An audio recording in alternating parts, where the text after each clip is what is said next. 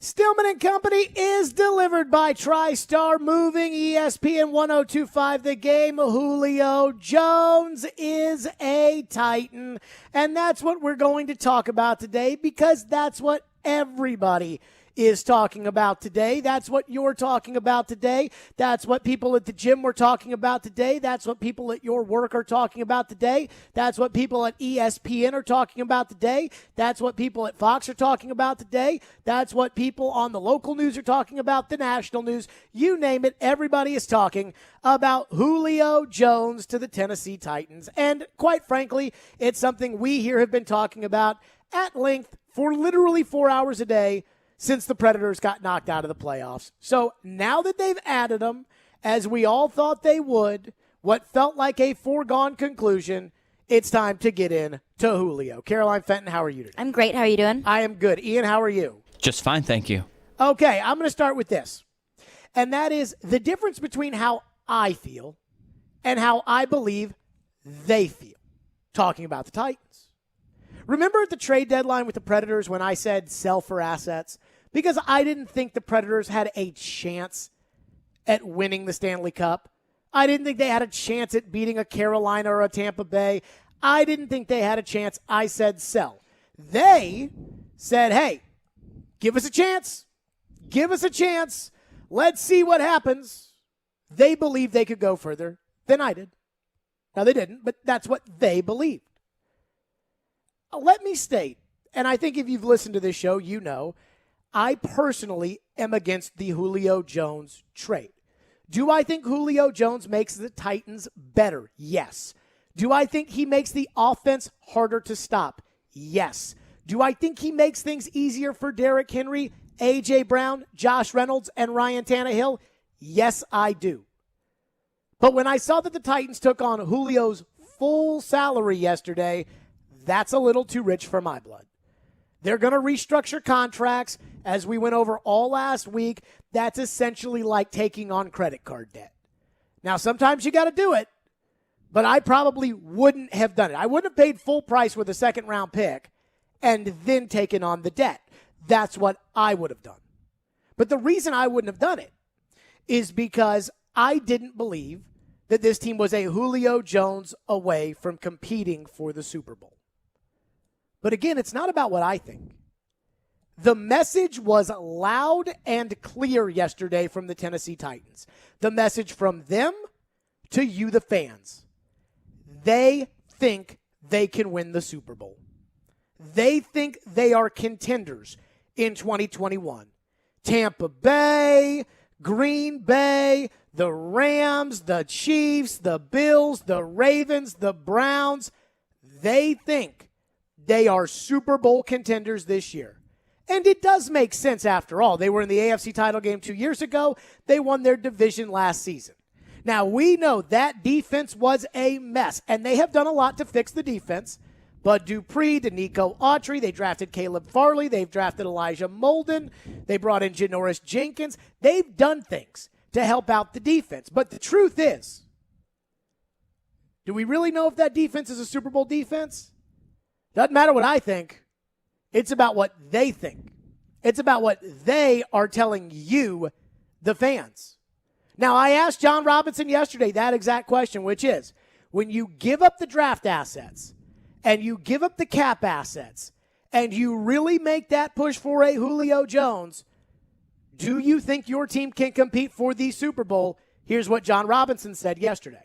We don't set expectations, Jared. I think my charge is to try to get as many good football players on the team as possible and let them go out there and do their jobs and play the style of football that we want to play and let the chips fall where they may. I think that's 31 other GMs are everybody's undefeated right now. It's a new season.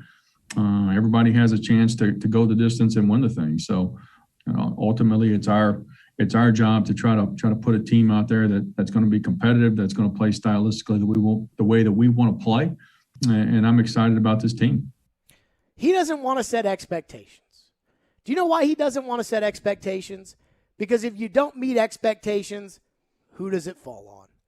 That's why Texas football is one of the hardest jobs in the entire country. Because at Texas, they want to win the national championship, and they want to beat Oklahoma. And even though it's a mess right now, if you don't win the national championship and you don't beat Oklahoma, you're out, because those are the expectations. So John Robinson doesn't want to set Super Bowl expectations. But guess what? I don't think Jacksonville thinks they have a chance at winning the Super Bowl this year. They weren't in on Julio Jones. I don't think that even teams that may be on the cusp of the Super Bowl, like the Ravens, need upgrades at wide receiver. They weren't really in on Julio Jones. The only kind of team that goes after Julio Jones is a team that thinks they are going for the Super Bowl. Tim Hasselbeck, who doesn't have to worry about the set expectations for the Titans general manager or coaching staff, on Darren Donick and Chase last week, said the only way you make that kind of move is if you're going for the Super Bowl. Here's what he said. Look, I think if you're going to pay a receiver at that age of his career $15 million per season, yeah, like you're making a run at winning it all. I mean, I think if you're doing that, then yeah, you're saying this is a window that we feel like we have a chance to win it all, and so we're going for it. So that's what I think it is. And guess what? I think he's right. I think Robinson does think this team can win the Super Bowl. I think that's the message to you. I think if you are a Titan fan, every year when I was a kid, every year. Now, it probably didn't help that I was 10 years old, so I had enough of an understanding as to what was going on, but really didn't understand anything in life. They made the Super Bowl the first year they were Titans, first year I was a fan. I just assumed they were competing for the Super Bowl every year because they competed for the Super Bowl the next year, then they had a little down year, then they were in the AFC Championship game, then they were back competing for the Super Bowl, losing to New England in the divisional round, and I just thought every year this could be the year. But I think when you run a team, you have to be realistic. We see this with trade deadlines. When you're active at the trade deadline in sports, you're going for it. You're trying to win a championship. When you're taking on that salary for that player at his age, given your deficiencies on defense, you're going for it, trying to win the Super Bowl. So I look at this as John Robinson thinks this team is good enough to compete for the Super Bowl. And that should be good enough for you to look at this team this year and hold them to that standard. So guess what? This is how I view the 2021 season. It has now changed in the last 35 hours.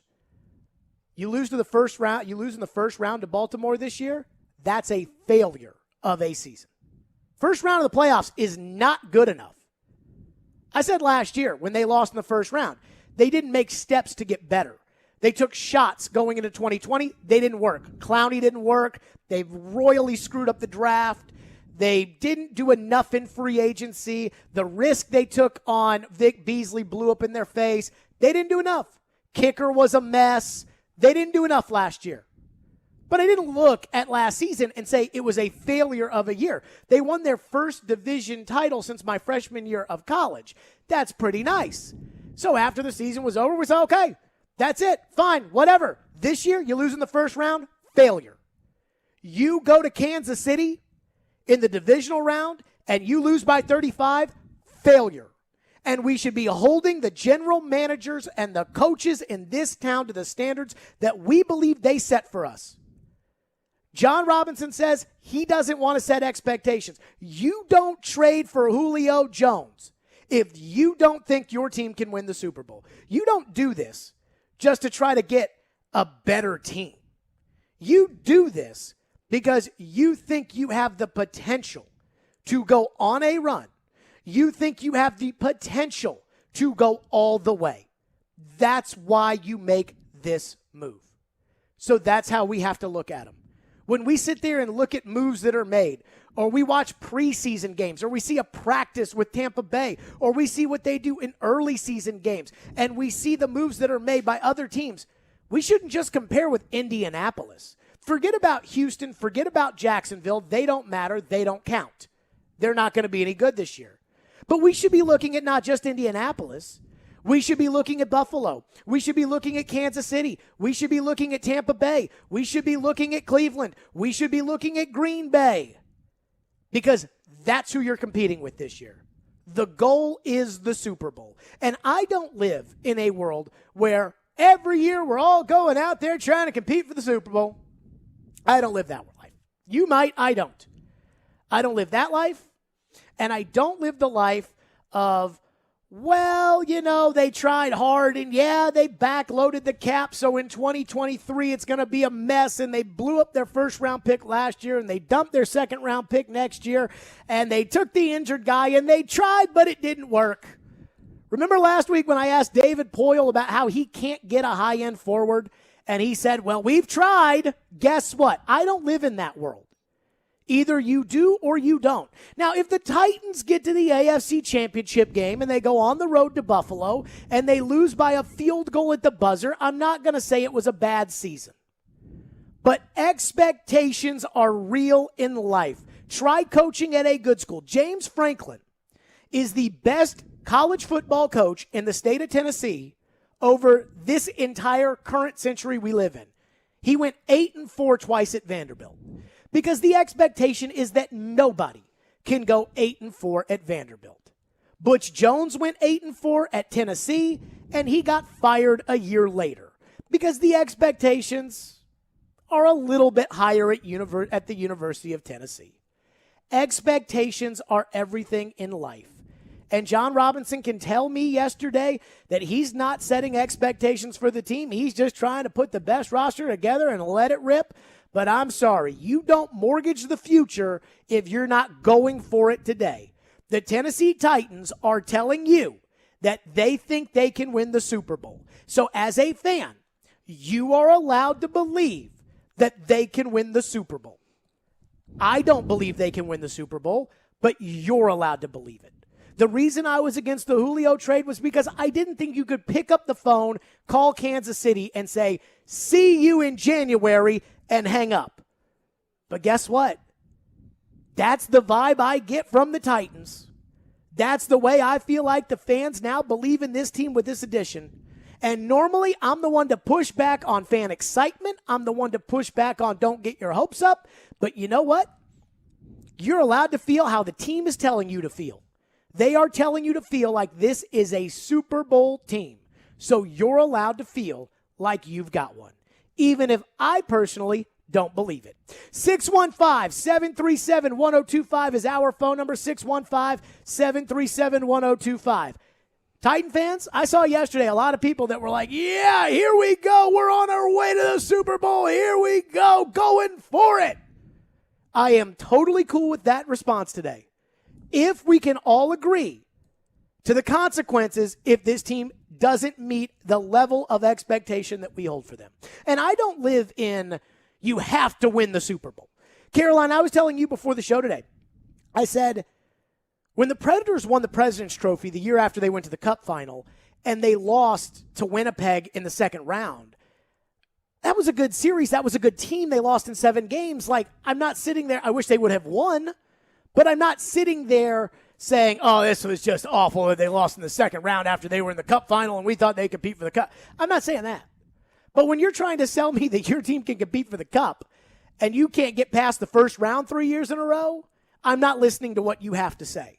So if you're going to make the move for Julio Jones and you are a first-round team, you are right now what it feels like the Ravens are. You're not an elite team, and we know the difference between elite and not elite. If they're not an elite team this year, it's a failure. It is a failure on John Robinson. It is a failure on Mike Vrabel. It is a failure if they are not an elite team, because that's what they think they are today. And if they can't judge themselves correctly, they'll never be able to judge themselves correctly. 615-737-1025 is our phone number. We'll get Caroline's reaction, we'll get Ian's reaction, and, of course, we'll get your reaction.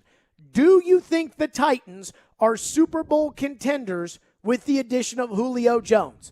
Are you allowed to think that the Titans are Super Bowl contenders with the addition of Julio Jones? 615-737-1025 is our phone number. We'll do calls and then texts. 615-737-1025. Stillman Company. We're live from the Wholesaling Studio, powered by RumbleOn.com, delivered by TriStar Moving. It's ESPN 1025 The Game, and we're streaming on the Game Nashville app.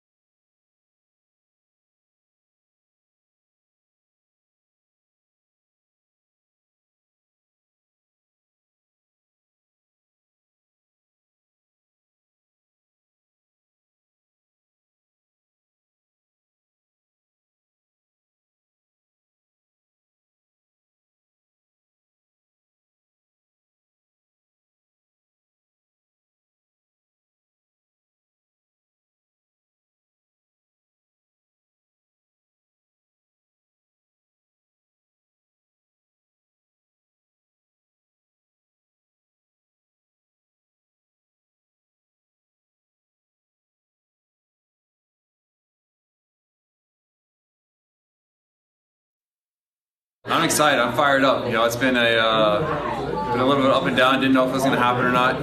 Just kind of along for the ride like everybody else. And my agent called me today and said it was going to happen. So excited.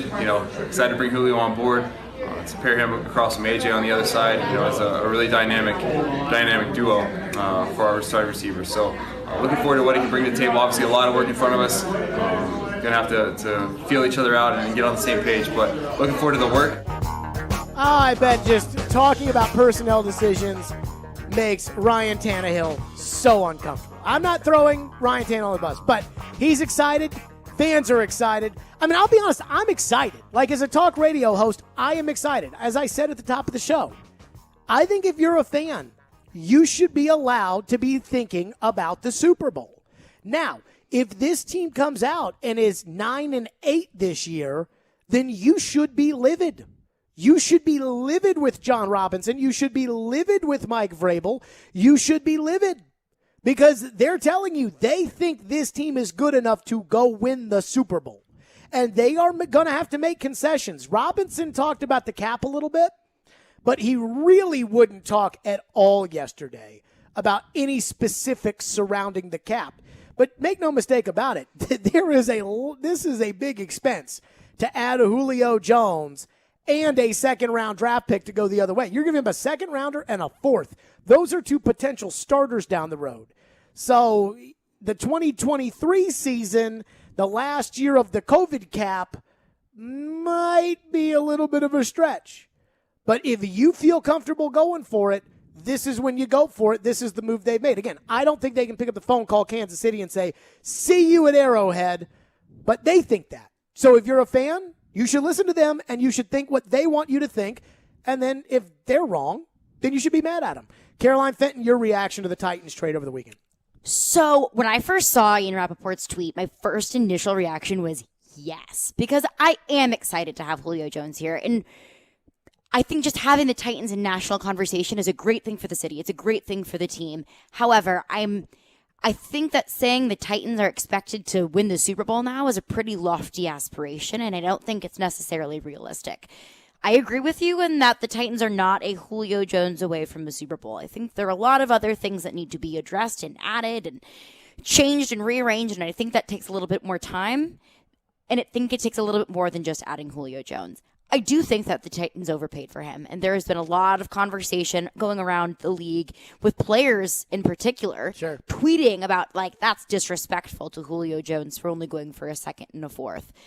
I don't agree, and I think that the Titans are paying too much of his salary. I do not think that they should have offered his full 15-3. However, I think it's a good thing. The Titans will be better. The Titans will be in national conversation. The 2021 Titans will be better. Yes. Okay. This team, I think, will be elevated. And I think that there are a lot of questions that arose in free agency and getting rid of Jonnu Smith and Corey Davis. And I think that this kind of addresses those questions a little bit more. Still have questions at tight end. But I think that this eases any of my concerns that I would have had about the offense. And I think it's a good thing. I think that there are a lot of ifs, and I think that there are a lot of conditions involved in this deal. But overall, it's a good thing. Ian, your thoughts? I tend to agree with Caroline. Overall, they did. The second rounder was a little bit higher than I think we had talked about, maybe wanting to spend. Taking on all the salary. I guess if you think about it, looking back, Atlanta really wants to make the move to create space. So in order to pick, for them to pick up the salary, I think might have been a long shot looking back at it.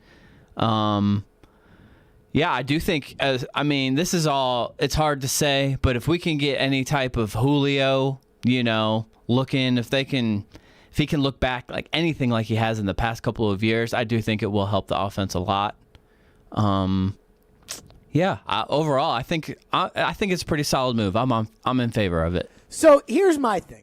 And this kind of goes back to big picture. When I host the show, Caroline and I were talking about this off the air before the show about the salary cap. Mm-hmm. And that is, I don't know if fans really care about the salary cap. Like, we can try to explain it, and every time I feel like it just goes over people's head. Like, the reason Atlanta traded Julio Jones is because they have no salary cap space because they've kicked everything down. Like, they went to the Super Bowl in 2016, and they kept trying to get the magic back. And so right now, they can't cut Matt Ryan. It would cost them like $45 million to cut Matt Ryan, so they can't do it. And these teams that thought they had it 3-4 years ago went for it. Minnesota can't cut Kirk Cousins. It would cost them $76 million in order to cut Kirk Cousins. My approach to their level of being able to compete is not as a fan, and it is not as somebody in the media. I love the idea that ESPN is leading off on Julio today. I love the fact that somebody's got to call CBS and tell them that game against Kansas City at home's got to get moved off at noon because it's got to be a 3:30 or a Sunday night football game. Come on now. But if I'm the general manager of the Titans, I wouldn't have made this move. And I wouldn't have made it because you guys say, yeah, you paid a little too much on the pick. Yeah, you paid a lot of the salary, but it makes you better. I don't believe the idea of I'm trying to build the best football team in 2021. I'm thinking, what's the best way for the Titans to build a team that can win the Super Bowl? Maybe not this year, maybe next year, maybe the year after. I told you all last year, don't sign Clowney. Everybody got mad. It cost you Jonnu Smith. Now let me ask you this. What would you think of an offense with Julio Jones, A.J. Brown, Derrick Henry, and Jonnu Smith? Everybody would say, oh, my God, you can't stop this offense. So I guess that's the point I'm trying to make, is that I don't care about winning the division this year. I don't give one poop about winning the division. I don't care. After what they did yesterday, I don't care. I mean, like, you need more than that? Yes. Losing the division to Indianapolis and Carson Wentz would be an unmitigated failure on the 2021 season. Literally a should cost people their job type of mistake after the move they made yesterday. I would agree with that. Like, people have got to understand, and I don't know the exact ways they're going to kick the can down, but the Titans have run a really good shot at being terrible in 2023 and 2024. I hope people understand that. The quarterback's going to be 35 years old, and we don't even know if the quarterback is good enough right now. I mean, like, this is a big moment for him because here comes Julio Jones, and it's like, okay, can Tannehill now, if Tannehill can go into the playoffs with Julio Jones and A.J. Brown and throws for 160 yards and can't get you that tying touchdown against the Ravens, then he can't do it. This is kind of a moment of truth for him. And I'd like to think he can, but I'm worried after last year. But you're going to have a 35-year-old quarterback. Derrick Henry's going to be 30 years old and costing you like $15.5 million against the cap if he's still here. And if you restructure him, he will still be here. So you'll be paying Derrick Henry a ton of money. And the cap will go up, but it won't explode until 2024. And you already screwed up your 2020 first-round pick. Your 2021 first-round pick, who knows? We'll see. And then you've already given away your second-round pick, the round you're the best in next year.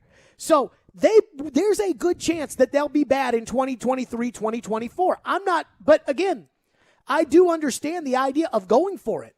And I do understand of saying, hey, push your chips into the center. Let's see what happens. And then when the reset has to come, you have to reset. But I don't like this thing that apparently we allow in this town. We should have allowed it more with Floyd than we did. But I don't allow this of not talking about what the expectations should be, not fully admitting the risk the team is taking to do it and what that should tell us and what that should tell you all, the fans. I mean, I really mean it. Like, I really think that this is the kind of move that I understand why you did it. I wouldn't have done it, but I understand why you did it. But if it doesn't work, there should be consequences. What are your expectations? What is your definition for working versus not working? Oh, no, they've given me the expectations. Super Bowl? I mean, this should be an elite level team. That is just a dangerous thing. This should be an elite level team. And again, we know the difference between an elite level team and not an elite level team. The 13-3 Titans that lost to the Ravens in the divisional round of the playoffs in 2000, the best team in the league that year, had a bad second half against Baltimore. Trent Dilfer hit a miracle pass to Shannon Sharp, and the ball hit Eddie George in the pad, and Ray Lewis ran it into the end zone for a touchdown. That was an elite football team. They lost in the divisional round. We know what the difference. It's not about where you finish per se. It's about how. We know the difference. This has to be an elite team this year. You go to Kansas City in the divisional round of the playoffs and you get outclassed 41-7, failure. That's how I feel about it. Let's get to your phones on it next. 615-737-1025. I see your phones lined up. We are to them next, and your text as well. Our phone line driven by WilsonCountyHyundai.com, 615-737-1025. Julio Jones is a Titan. How do you feel? Stillman Company, we're delivered by TriStar Moving. It's ESPN 1025, The Game.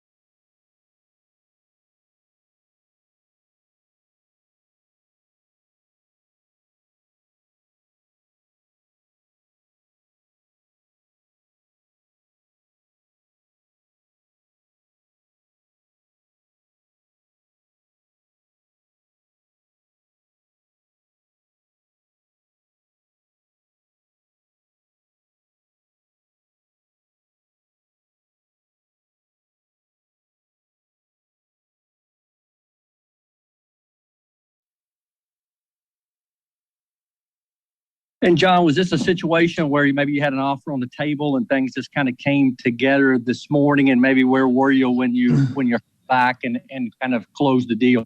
Yeah, so we've been talking, Jim, for probably 2 or 3 weeks here, back and forth with Atlanta and Terry Fontenot down there. And my hat's off to him. This is his first big trade. He was great to work with, but he's got a great career ahead of him. So I appreciate working with him and dealing with him. But we had discussions really, kind of back and forth for the last couple weeks.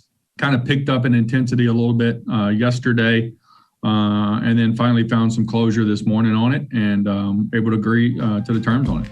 There you go, John Robinson. I did find that a little odd. New general manager makes a trade.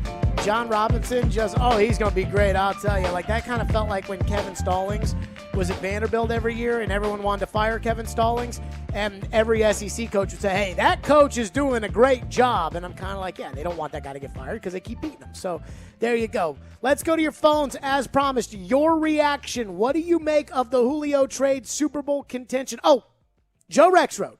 Can't forget about you. Joe texted me and said, because I said if this year, if they're 9-8, if they lose the division, if they're not an elite level football team this year, you should be livid. And Joe said, so if they didn't make this deal and went 9-8, should the fans be livid? Let me say this. I believe that in the NFL, when you restructure contracts to create space, I have compared this time and time again to credit card debt.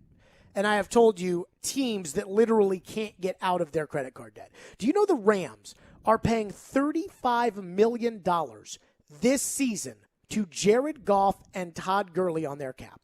Who are not on their team. They are paying $47 million and 2 first-round picks on their cap for Matthew Stafford to be their quarterback. I like Matthew Stafford, but $47 million? It's a lot of money. If they restructure Ryan Tannehill fully to a $42 million cap hit next year, which I don't think they'll do, but if they do, that would mean that you're paying Tannehill $7 more million than the Chiefs will owe Patrick Mahomes on their cap. So you are going for it. There is no mistake about it. And that's why I say they need to be an elite level team, because you don't go for it unless you think you have an elite level team. So if they're an elite level team, good. That's what they think they are. The window is open. This is the opportunity. But you don't just make a move to make a move. You don't buy at the top of the market just to make a move. It's like when I bought my first house, and I was looking at all these houses, and my dad said, if you don't find the right house, there will always be another house. You don't have to buy a house. You didn't have to buy Julio Jones, but you think this is your window of contention. Peter King laid it out. They paid a price that nobody else around the league was willing to pay. The salary and the pick. So I expect elite level football. And if you are misjudging my team like you misjudged last year when you signed Clowney, and that window of contention that opened after the AFC Championship game or in 2019, if that's really not good enough and you're not elite, then you're terrible because of all the decisions you made, then somebody's got to go. Somebody's got to go. I thought Peterson in Philadelphia was going to keep his job because he won a Super Bowl. And he had to go. So that's how I feel. Let's go to your phones. Phone lines driven by WilsonCountyHyundai.com. Kelvin, kick us off. Thank you for waiting patiently. You go ahead. Hey, Jared. Hey, listen, I agree with one thing that you said, and that is that the fans should expect an elite level team. Now, we're in a window of opportunity. And I think you said Joe text you. I agree with him that if we went 9-8 or, something like that this year, the fans would be disappointed. But I think the Titans had to make a move like this because we didn't have another receiver. If A.J. Brown is hurt, we're done. We didn't draft a tight end. And so you've got to bring in a caliber player like Julio Jones or of that level in order to give us weapons. Henry, maybe 1-2 years left. Tannehill, we're in that window right now. If we don't make the move, if we don't do what we did, guess what? We're back to 9-8 and like we were 5-6 years ago. But do you want – here's my point. like you make the move to be elite, right? Like that's why you want them to add the Julio Jones. Or a player of that caliber. Okay, but it's to be elite, right? Well, no. I think they're making the move, win, and go to the Super Bowl. Now, will he be that player? I don't know, but you got that's to add the pieces. That's my point, Kelvin. Thank you for your call. That's my point. Like to sit there and say, hey, you know, the Titans, first of all, I don't do this whole, the Titans are an A.J. Brown injury away from an unmitigated disaster. Guess what? They added Julio. They're still an A.J. Brown injury away from an unmitigated disaster. They're a Derrick Henry injury away from an unmitigated disaster. Well, they're that exists a Bud for Dupree, every team. They're a Bud Dupree injury away from being an unmitigated disaster. They are a Ryan Tannehill injury, knock on wood, away from being an unmitigated disaster. So that never has meant anything to me. The idea of you need to add an elite level player. Now, I'm not convinced Julio is an elite level player at this point in his career, but that's neither here nor there. You're paying elite money. You are paying elite money in order to do that. And I believe that that's okay if you want an elite team. Like you need elite production in order to justify the elite level money, and a second-round draft choice is a good pick. I don't know when the people in Nashville decided second-round picks didn't matter anymore, but we talked about it at hockey trading season about second-round picks. Like, hey, you trade Granlund, you get a second-round pick. People are like, second-round pick. That's Roman Yossi. And then people are sitting here saying, oh, you know, second-round pick. That's Derrick Henry. Like, that's so like, I don't know when we became that, but like the Titans paid a lot of money. They paid up on Julio. Again, and we'll get into this, I can go back to the Peter King article. Nobody else in the league was willing to pay this. So you paid the premium more than anyone else would. And I think you should be allowed to expect your team to be elite because you don't make this move if you don't think it makes you elite. Let's go to DeJuan, who's been waiting patiently and is up next on Stillman Company. Thank you for calling. Go ahead, DeJuan. Man, I don't want to hear about the cost. I don't want to hear about the second-round pick. It's Julio freaking Jones, man. Tighten up, man. Like, I think you're misunderstanding that now we're going to be media relevant. They're going to talk about the Titans every week, not just once a quarter. It takes pressure off Derrick Henry because you can't put 8 in the box and you got 2 elite receivers out there. It puts pressure on Tannehill. We're going to see what he's made of. So I think it's not about is it going to be an elite team. It's going to be we need to be an elite offense. I could live if we lose in the playoffs and we're scoring 30, 40 points a game. I mean, defense got to step up. But, I mean, just adding him doesn't make us Super Bowl contender, but it makes us, hey, we're scoring 40. Every week, there's no excuse. So I appreciate your call, DeJuan. This is the one thing that I do wonder, and I definitely want us to kick it around maybe as more of a topic than just what do you guys think? We all think the defense sucks, right? Or I should take it back. The defense is a total question mark because we don't know, is Dupree going to come in and be the dude? Is the new secondary going to be legit? And so that's not fair of me. I apologize because I don't know if the defense is going to suck or not. It did suck in 2020. Yes. Do we think? Because Teddy Bruschi and Dominique Foxworth kind of disagreed about this morning. Teddy's like, no, this is about big, physical. And I'm thinking, is the phone call. And I keep using Kansas City as the example. Are we okay with that, using Kansas City every time we think about a trade of this magnitude and what it means for the Titans organization to forget about Cleveland, forget about Indianapolis, forget about Pittsburgh, forget about Baltimore, like Kansas City and Buffalo. Those are the two teams. Those are the ultimate AFC competitors. Instead of picking up the phone and calling Kansas City and say, hey, see you in January, hang up the phone. Is this hey, we're going to try to go score 45 points. Let's see if you can score 46. I just don't see a team with a 247-pound running back doing that. But it does kind of make sense to the caller's point about lighting up the scoreboard. I mean, I'm not sure Tannehill's the guy to light up the scoreboard like that. And I love Tannehill. He's efficient, but he's not like explosive. You're from St. Louis. Mm-hmm. Greatest show on turf. Yep. That's not Tannehill, right? Like, that's not AJ and Julio and Derek, and it doesn't have like a greatest show on turf feel. But then you use the names, and TD and I were texting this morning. I think Reynolds, if anybody, now Reynolds probably doesn't like this because he's going to move inside now to the slot or be the third wide receiver. But with no tight end, I think you're going to see a lot of 3 wide receiver sets from the Titans this year. There is no doubt in my mind that Josh Reynolds is getting single coverage every time he's on the field. And Reynolds wants to catch the deep ball, and he thinks Tannehill can throw the deep ball, and we all know how this works. Everybody's worried about AJ. Everybody's worried about Julio. Load the box because it's Derek. It's 2nd and 3. Everybody knows Derek's getting the ball. Play action, roll out. Reynolds beats his man. Touchdown. Do we think there's a chance that this could be that, hey, pick up the phone. Andy Reid, try to score 46. See you in January. Hang up. Do I think that I don't know. Like, do we think that that's their intention? I think so. I think that their intention is trying to become the Buffaloes in the Kansas Cities, is trying to break through. I don't want to call it a funk because it is not. But trying to break through to that next level that the Titans just haven't been at the past couple of years. And they probably have the capacity to be, but they just haven't broken through there. And I think that the Titans think that Julio Jones is the key to break them through. And maybe he's not, but I think they think that he gets them closer.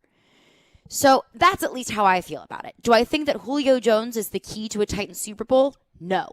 But it gets them a lot closer than if they didn't make the Julio deal. I do. I was talking with Jason Anderson, who's the midday host in Kansas City. He and I work together in Louisville, and we were kind of just texting this morning, just a little back and forth. And I went back to the AFC Championship game, and I was thinking about that, where the Titans are up 17-7. And I was sitting up there in the press box thinking to myself, the stadium was silent. They threw the touchdown pass to Dennis Kelly.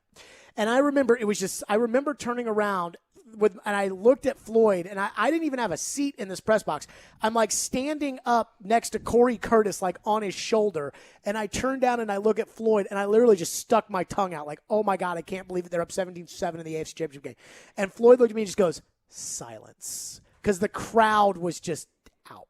And I remember thinking, if they can stop Kansas City here and score before the half to make it 24-7, they're going to the Super Bowl. Now, those are 2 big ifs. The defense, we just said, total question mark here. They got the ball back. Mahomes scored a touchdown, so now it's, 17-14.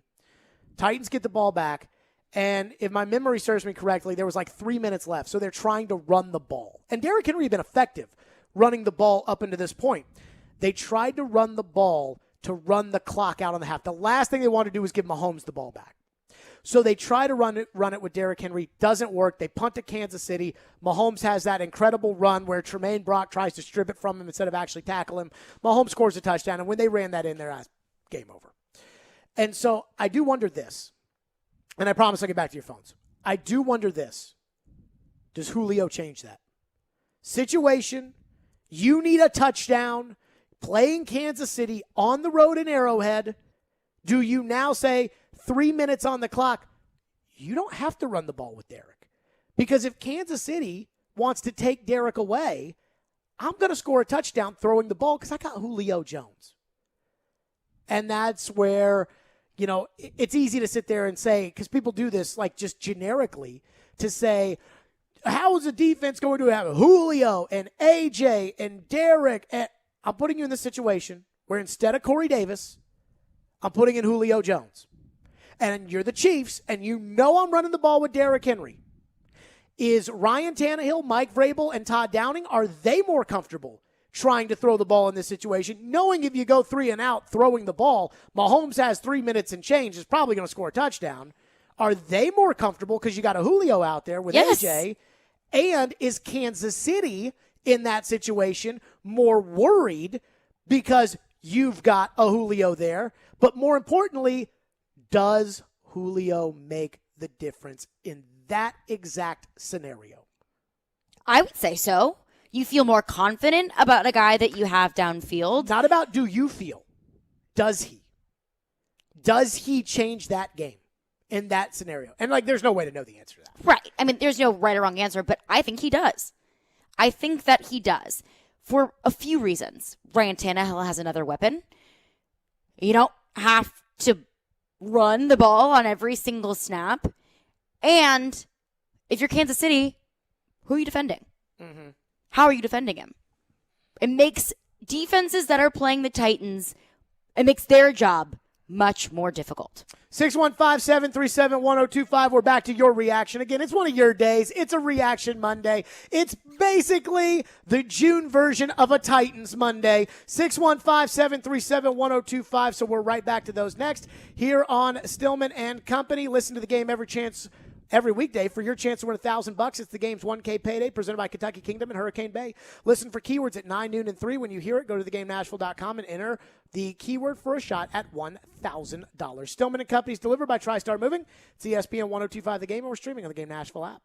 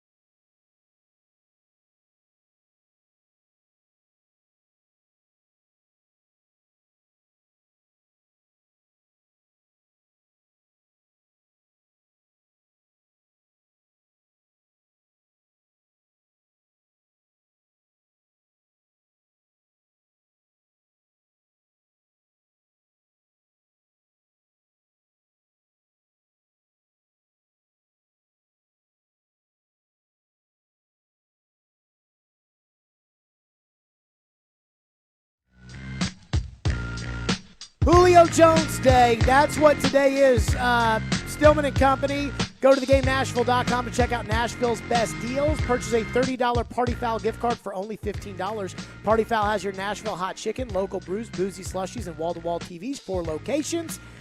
Downtown Nashville in the Gulch, Donaldson Pike off Lebanon Pike, Cool Springs in Galleria and Franklin, and Murfreesboro off of Broad Street, other deals, $30 Boomboss Craft Pizza and Tap House gift card for only $15. Buy one, get one free for Beach Bend Park and Splash Lagoon. $100 downtown dollars for only $50 and $20 at Grain and Berry for $10. Get yours now at thegamenashville.com. Calvin is up next on Julio Jones. Thank you for calling. Go ahead, Calvin. Thanks for taking my call, Jared. Man, you called it. You said you believed that we were going to get him, and we got him, man. I didn't want to get my hopes up, man, but that Sunday afternoon after golf, when that news hit my phone, I was happy as could be. And I hope he wears number 8. But, man, I'm happy for Robertson because, I mean, I even have been giving Robertson flack for his past few views. And we knew that he could have been desperate because of the whole Isaiah Wilson thing. But I really do feel like he called Atlanta's bluff with all those smoke screens. You know, Seattle wants him. San Francisco wants him. And, you know, that may have been true, but I really do think they were trying to get a first-round pick. And to me, a second-round pick is definitely worth Julio. Let's go. Tighten up, baby. Thank you for your call, Calvin. There was a sentiment that I did notice yesterday amongst Titans fans that I disagree with, which is exactly what the caller just said, where he said, I'm starting to doubt John Robinson, but now John Robinson is. Let's never have those in June. Let's never say that about your general manager in June. Football celebrations are reserved for January, and maybe if you're good enough, December. If you're really, April. really, really good, late November, like the Patriots did it, I think, a couple times. And then, obviously, the big one. April, no. We don't have no celebrations in April. We have celebrate. That's like when The they draft? No celebrations. When we see the Okay. draft room on draft day, it's like with the 28th pick, the Dallas Cowboys select Felix Jones, running back, Arkansas. Here's everybody's draft room. Way to go, guys. Great pick. Felix Jones. No. No football celebrating. No football celebrating in June. There is no. Now, look, is it a good move for the Titans? It makes Titans a better team for next year. But for the people that are like, I was kind of down on Robinson, but now because he paid the highest price that nobody else was willing to pay to Atlanta, yes, no. When the Titans are in Arrowhead holding the Lamar Hunt trophy, then we can have a discussion. But I heard this sentiment yesterday where people are like giving the general manager credit. And I'm like, no, he paid the highest price possible.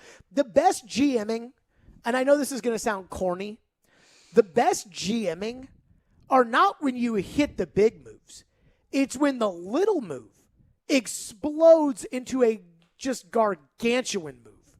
So I don't give you the biggest claps in the world when you draft the quarterback number 1 and he ends up being a superstar.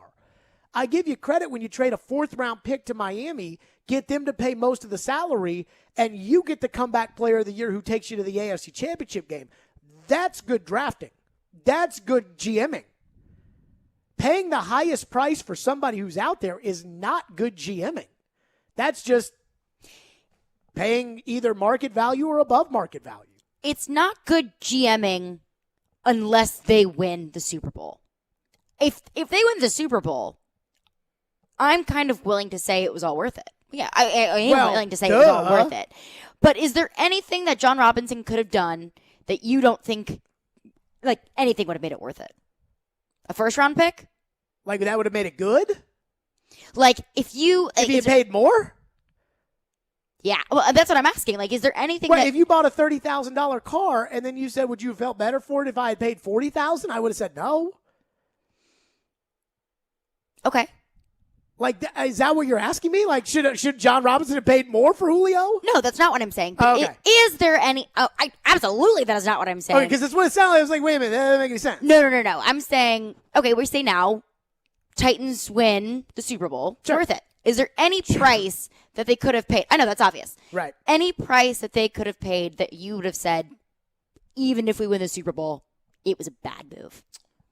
Yeah. I mean, I think that. Well, I mean, like, that's hard, to say. It is hard. It's a hypothetical. If you do it to make it kind of thing. I mean, I don't know if, other than giving up a first-round pick, if you could have paid more for this. I mean, again, Peter King reported nobody around the league was willing to do this except for you. Nobody around the league was willing to go there on the second-round pick. Nobody around the league was willing to add the 4th. And nobody around the league was willing to eat the whole salary. Like, that's I mean, they paid top dollar. That's what I'm saying. That's not hard to do. When Floyd Reese has Dave McGinnis on his staff, and he asked Dave McGinnis, who was the head coach in Arizona, if he thinks Kyle Vandenbosch, an injured defensive tackle who never hit as a draft pick, can move to defensive end and be successful. And then they sign him, and Jim Washburn turns that guy into an all-pro. That's good GMing. When you trade down in the first round and you use your first-round pick on Eddie George, and the pick that you acquired in that trade you use on John Runyon, an all-pro right tackle, that's good GMing. That's what makes you – when you tell Andy Reid, hey, if we get a chance to jump up and take the kid out of Texas Tech at quarterback, we have to do it. That's good GMing. Now, again, I don't think that paying what they paid for Julio is like picking Mitchell Trubisky second overall. But I certainly think that there's a big difference between like good GMing and paying market value for something where everybody in the world thought you were. I mean, they paid more than I thought they were going to pay. I agree. And that's – so, again, I mean, look, Robinson's doing his job. And his job is to build a winner here. And so far, 5 seasons, have 5 winning seasons. But now they're trying to take the next step. He thinks this is the route to go. Speaking of the next step, coming up next, I do have a thought on what is really the biggest new acquisition that the Titans have made and why it's the biggest, and it's not Julio. We'll get to that next. 615-737-1025, Stillman Company. It's ESPN 1025, The Game.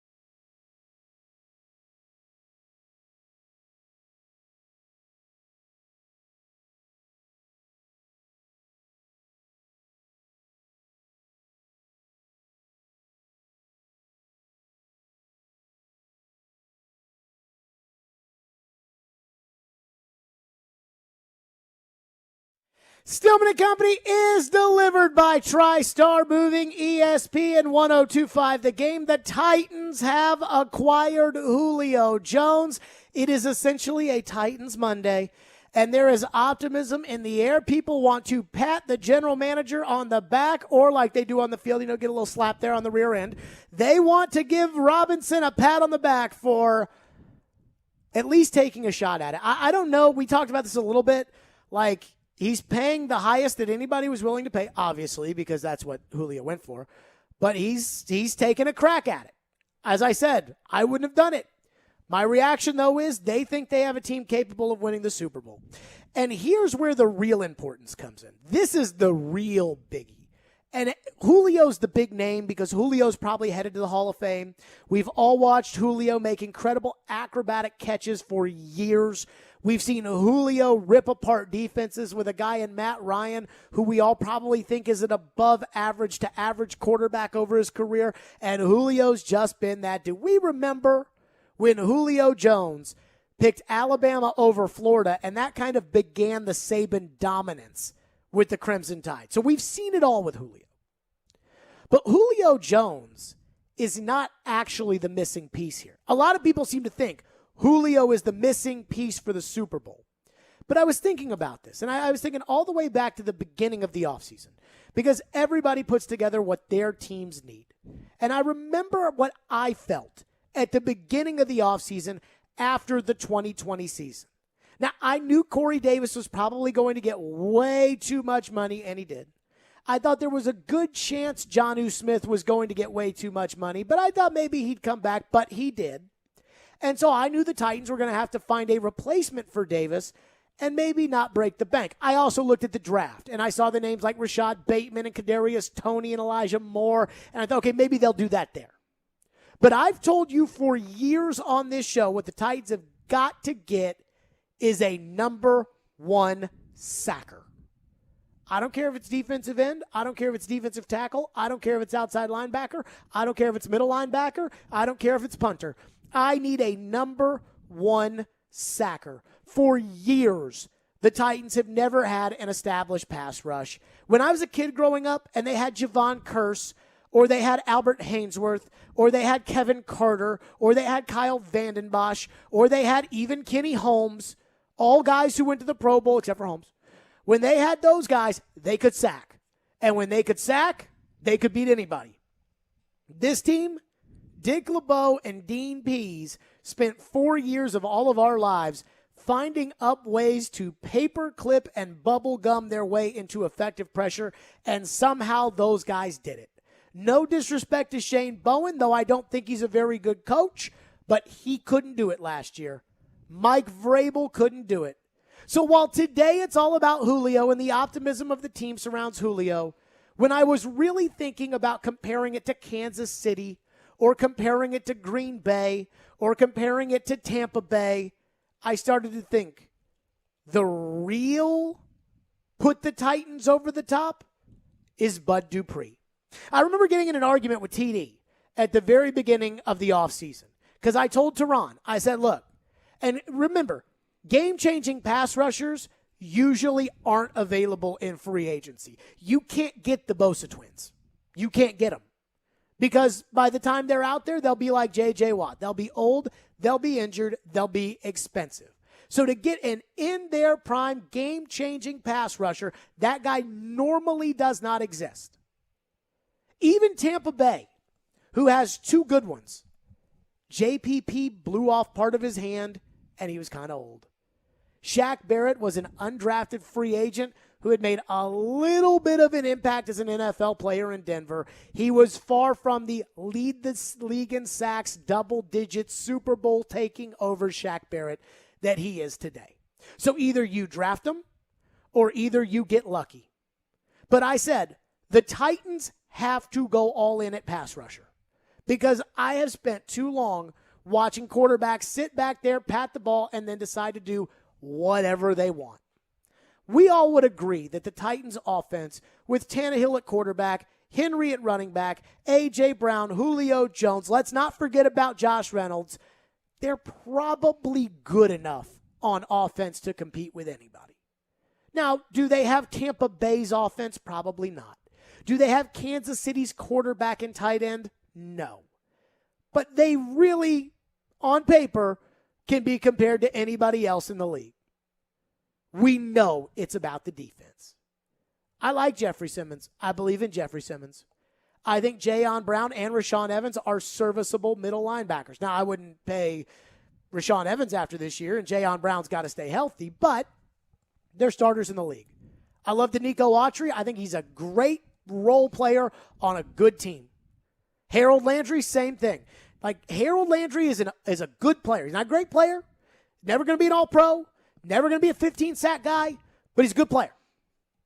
Secondary was a mess last year. They got rid of it, got a whole new secondary, but we all know this. Your secondary is never any good if you don't have a pass rusher. It's on Dupree. They gave Bud Dupree $82.5 million. Bud Dupree is coming off of an injury. Bud Dupree had 3 so-so seasons in Pittsburgh until all of a sudden it was contract time and Bud Dupree lit it up. Then it was franchise tag time, and Bud Dupree lit it up. Bud Dupree was a game changer for the Pittsburgh Steelers last year. They were unbeaten until he got hurt, and they couldn't beat the Washington football team or the Cincinnati Bengals after it. So when I look at moves that have been made over the last handful of years for teams that are contenders, I think about the move that the Kansas City Chiefs made when they didn't want to pay Dee Ford and they needed an outside pass rusher, and they sent they sent a pick to Seattle in exchange for a disgruntled Frank Clark, and they paid Frank Clark a bunch of money, and they said, go get him, Frank Clark, and the Titans couldn't stop Frank Clark in the AFC title game. Bud Dupree has to be that guy. I don't know how to feel about the Titans defense. I think they're the definition of a wild card this year. But I know this. If they get decent production from Dupree, if he's that guy, Harold Landry will be better. The secondary will be better. Those 3rd and 12s where they can't get off the field, they will. Time of possession will be better. Derrick Henry clock control will be better. Tannehill will not be playing from behind and have more options better. Mike Vrabel will be a better coach. Shane Bowen will be a better coordinator. I really look at Dupree. They didn't go after pass rusher in the draft. They didn't add depth pieces at the pass rushing position. They signed one big guy to come in here and be that dude. So I get everybody today who's all excited about Julio, everybody today who's thinking Super Bowl with Julio Jones. But when you can't get that guy, you've got to find a way. Indianapolis, who almost never spends their resources, draft picks or money, unless they really like somebody, or in the case of Carson Wentz, don't have a quarterback, did it last year with DeForest Buckner. He was a game changer for the Colts. The Green Bay Packers. When we think of why Green Bay's good, everybody will tell me Aaron Rodgers and Devontae Adams. But remember that they've had Aaron and Devontae for a while. When Matt LaFleur got there, they brought in Preston Smith. They brought in Zadarius Smith, pass rushers. They absolutely changed the game for the Packers. We talk about what our expectation for the Titans is this year. I believe the expectation should be elite level football. You don't go all in if you don't think you've got an elite level team. So to me, I hear you. I still hear you. Every single person. I hear you on Julio Jones, and you should be excited. But let me say this. Bud Dupree is the real star. If Bud Dupree is that dude, we can talk Super Bowl. If Bud Dupree is that dude, and when they signed him, we talked about, is Bud going to be that guy? Is Bud that good? Is Bud this? Is Bud? We didn't know exactly how it was all going to shake out. Now we do. Now we know what the 2021 Titans roster looks like. We feel good about Autry and Simmons. We know Landry's a decent enough player. The secondary, Janoris Jenkins has done it. Kevin Byard's done it. Amani Hooker, he's going to have an elevated role. That's fine. They went out and drafted a bunch of corners. It's Bud Dupree. Bud's the guy. So most valuable player, you can say whoever, Henry, Tannehill, Lawan's coming back. Bud Dupree. My question to you is this. Does Bud Dupree, am I putting too much on Bud Dupree's plate? Am I looking at him? Now, I think it's a little crazy that Bud Dupree is coming off of a big injury. Now, again, ACLs are what they are, but it's not a big injury. But it does feel like all the eggs, in my opinion, about the Titans being a Super Bowl contender are in the Bud Dupree basket. Can he be Shaq Barrett? Can he be Frank Clark? Can he be Zadarius Smith in Green Bay? If he can be, I think you got a Super Bowl contender. If he's not, I'm worried about the defense. I don't want to take away from Julio on Julio day to day, but let's not forget, Bud Dupree may be the key to the whole season. 615-737-1025. We will get to your thoughts and the Titans' defense. I understand the optimism.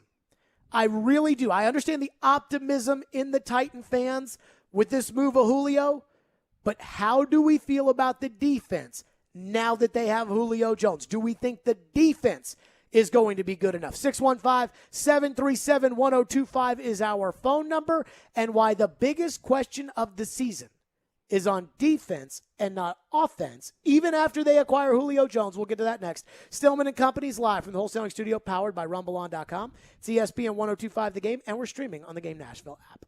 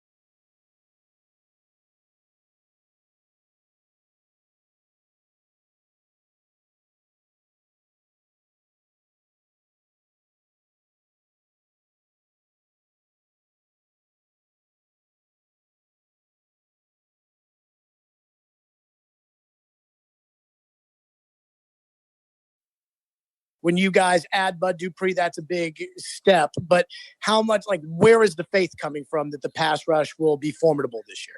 Yeah, I mean, I got confidence in these guys as it goes. I think in training camp, it's hard right now, man. We're not really doing a whole lot with these OTAs. We're working individual, we're working techniques, but truly lining up and rushing against the O-line, it's a non-contact camp right now. So we're not really going to get a good gauge for what that's going to become.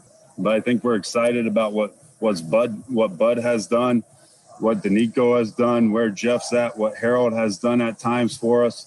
And then we obviously got to develop a few more guys here to be able to go in there and execute and find ways to affect the quarterback. But I think that's something built over time. I hope all these guys have tremendous confidence in themselves and being able to get to the quarterback. I think that's a vital step to being a good player, is being able to play with confidence and know who you are and that you're going to get your job done and excel at your job. So I hope all of them individually have confidence. I can't speak for anybody outside this building, but I got confidence in them. I do. I can't wait until we get to the fall and we get to kind of put this thing together and see what it looks like. Shane Bowen last week. Titans, no pass rush in 2020. Very little pass rush in 2019. Not so great in 2018. Even when Dick LeBeau was coach, had their problems in 2017 and 2016, and they were worst team in the league before that. So, it's been a long, long time since the Titans have had a pass rush.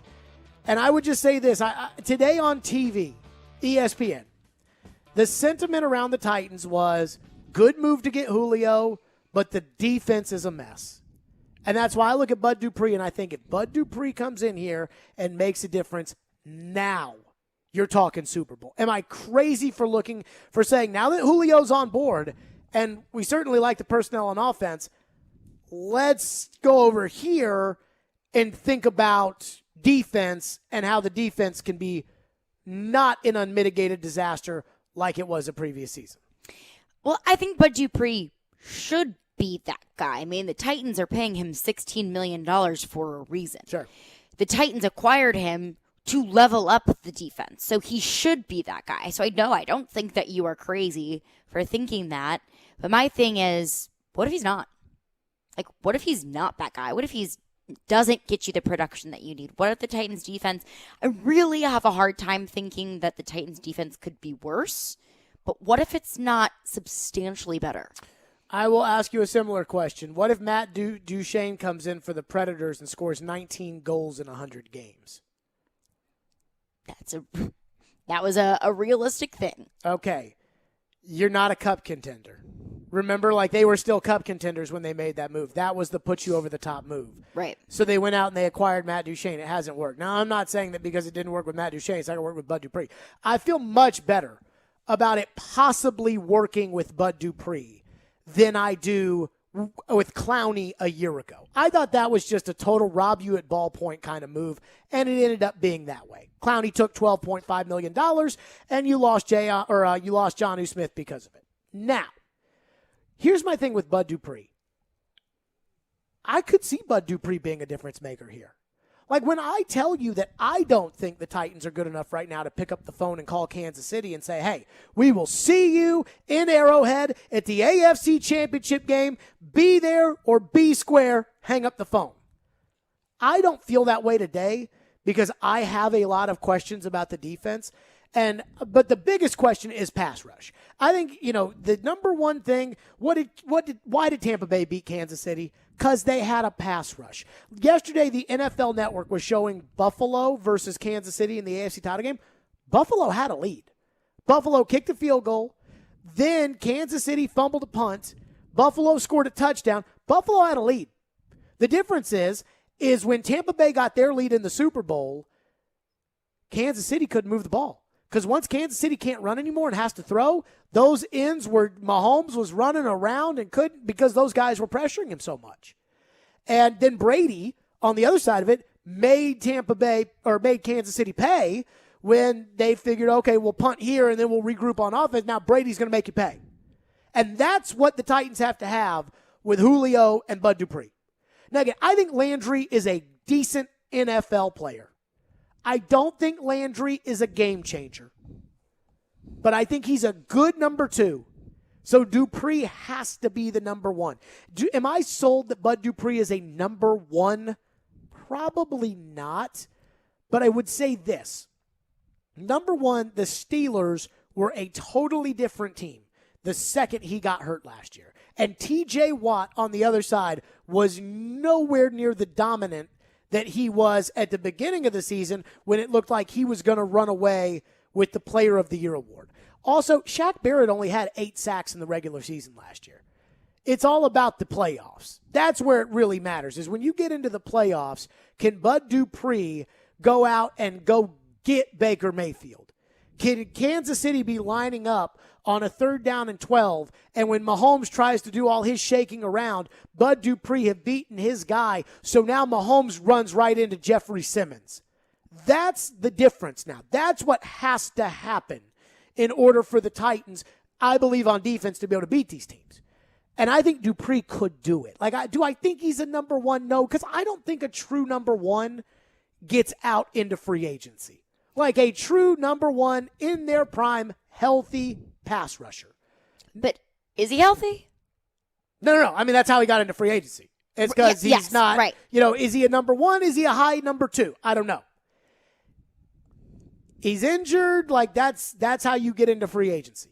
And that's why you pay that guy like a number 1, because you can't get him if you don't pay him like a number 1. But I use Frank Clark as the analogy. Frank Clark with the Chiefs. And I asked Jason Anderson about this, the midday show host. I asked him about this in Kansas City today, and we were talking about Frank Clark. And I think Dupree has to become that kind of player. If Dupree is that guy, and they're paying Dupree a lot of money, if he's that guy, then yeah, I think you're good enough. He said that, this is what he said. It covers the Chiefs after midday show host in Kansas City. I like Dupree. I don't think he's as good as Zadarius Smith in Green Bay.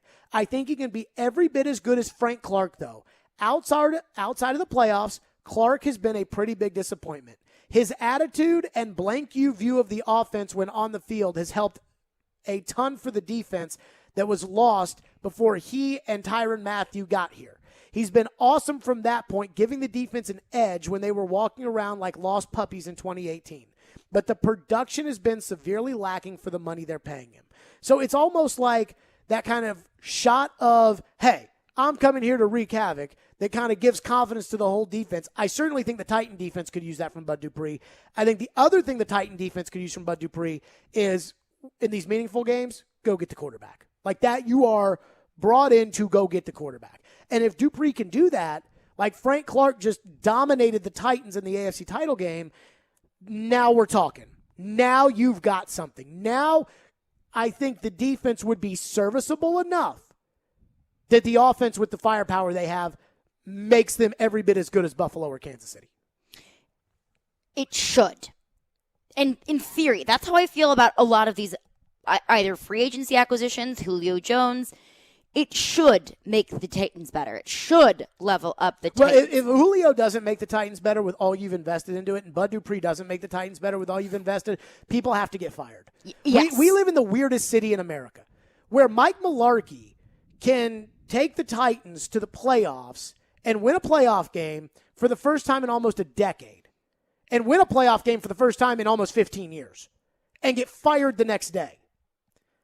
And then general managers in this town go out and spend exorbitant sums of money in order to bring in guys, and then there not be consequences for those guys to not be worth the money. If Dupree is not worth the money and Julio is not worth the money, and those are ifs. I'm not saying they are. Those are ifs. But if those guys aren't worth the money, then Robinson has got to go.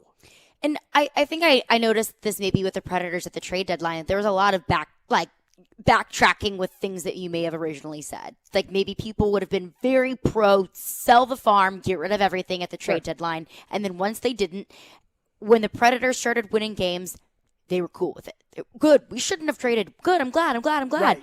It's like you start to justify the decisions that are made by the powers that be because it's just what it was. And it's like, okay, well, they did that. They made that decision and now we're going to deal with it. We made our bed and now we're going to lie in it. Sure. I don't think that's fair. Right, you have to hold people accountable for what they do. You have to do a good job. Like that's sports. That's sports. That's life. And the truth is that, Nashville in the last 10 years, last 15 years, and I've seen it with my own eyes, Nashville is evolving. And it's evolving as a sports town. But you got to hold these people accountable. I mean, you got to hold Vrabel accountable now. They've totally redone the defense. If this defense is no good, and Bud Dupree is as bad and worthless as Clowney and Beasley, then we know our answer about Vrabel and Bowen.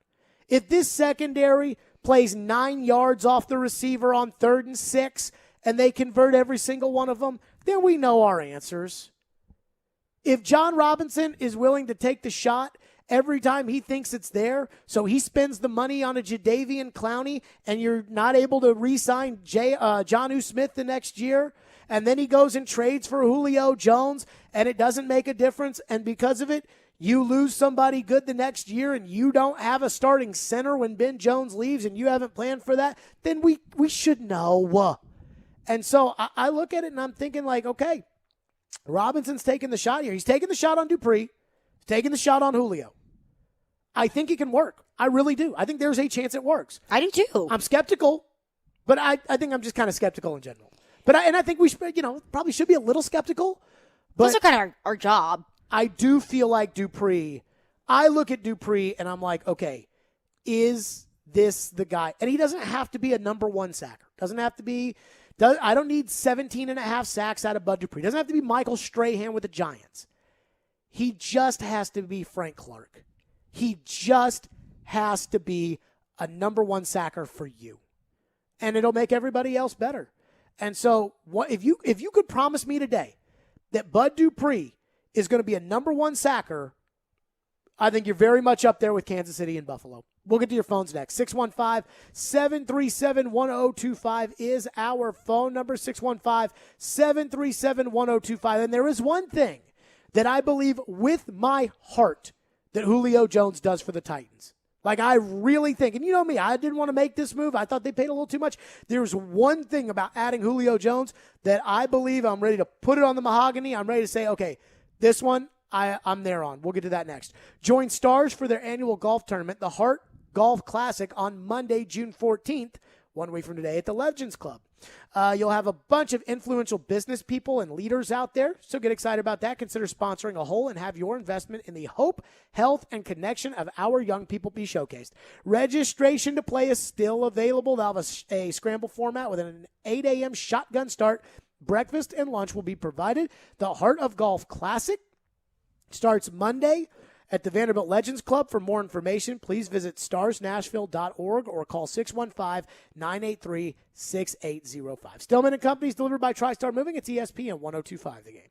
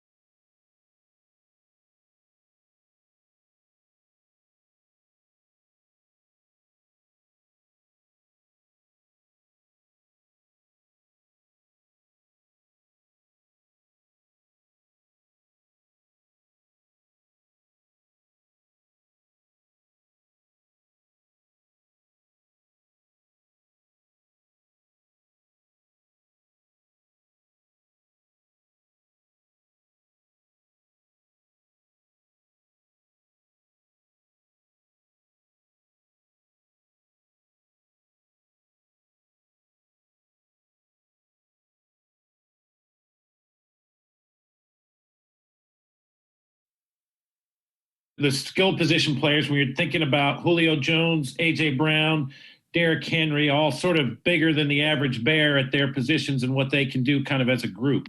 Yeah, I mean, I think that, the bigger and the faster and the stronger that any player can be at their respective positions, the advantage, goes to usually the bigger, faster and skilled players.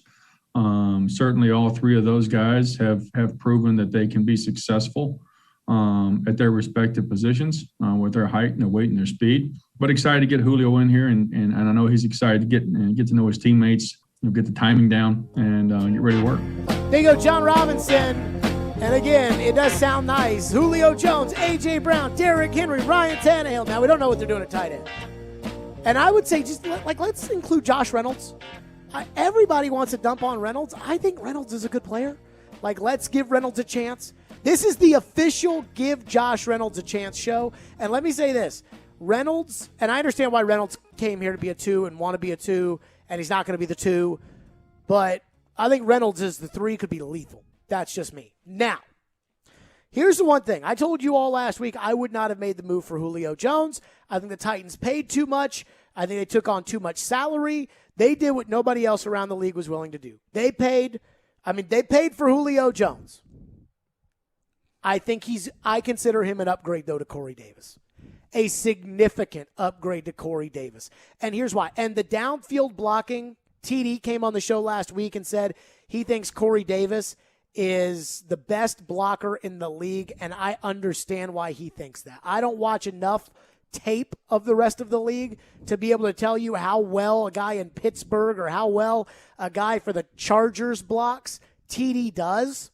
And so I would agree that Davis, his blocking down the field is a hallmark. And let's make no mistake, if a key to your team is Derrick Henry breaking off long touchdown runs and A.J. Brown breaking off long touchdown runs, then you need blocking down the field.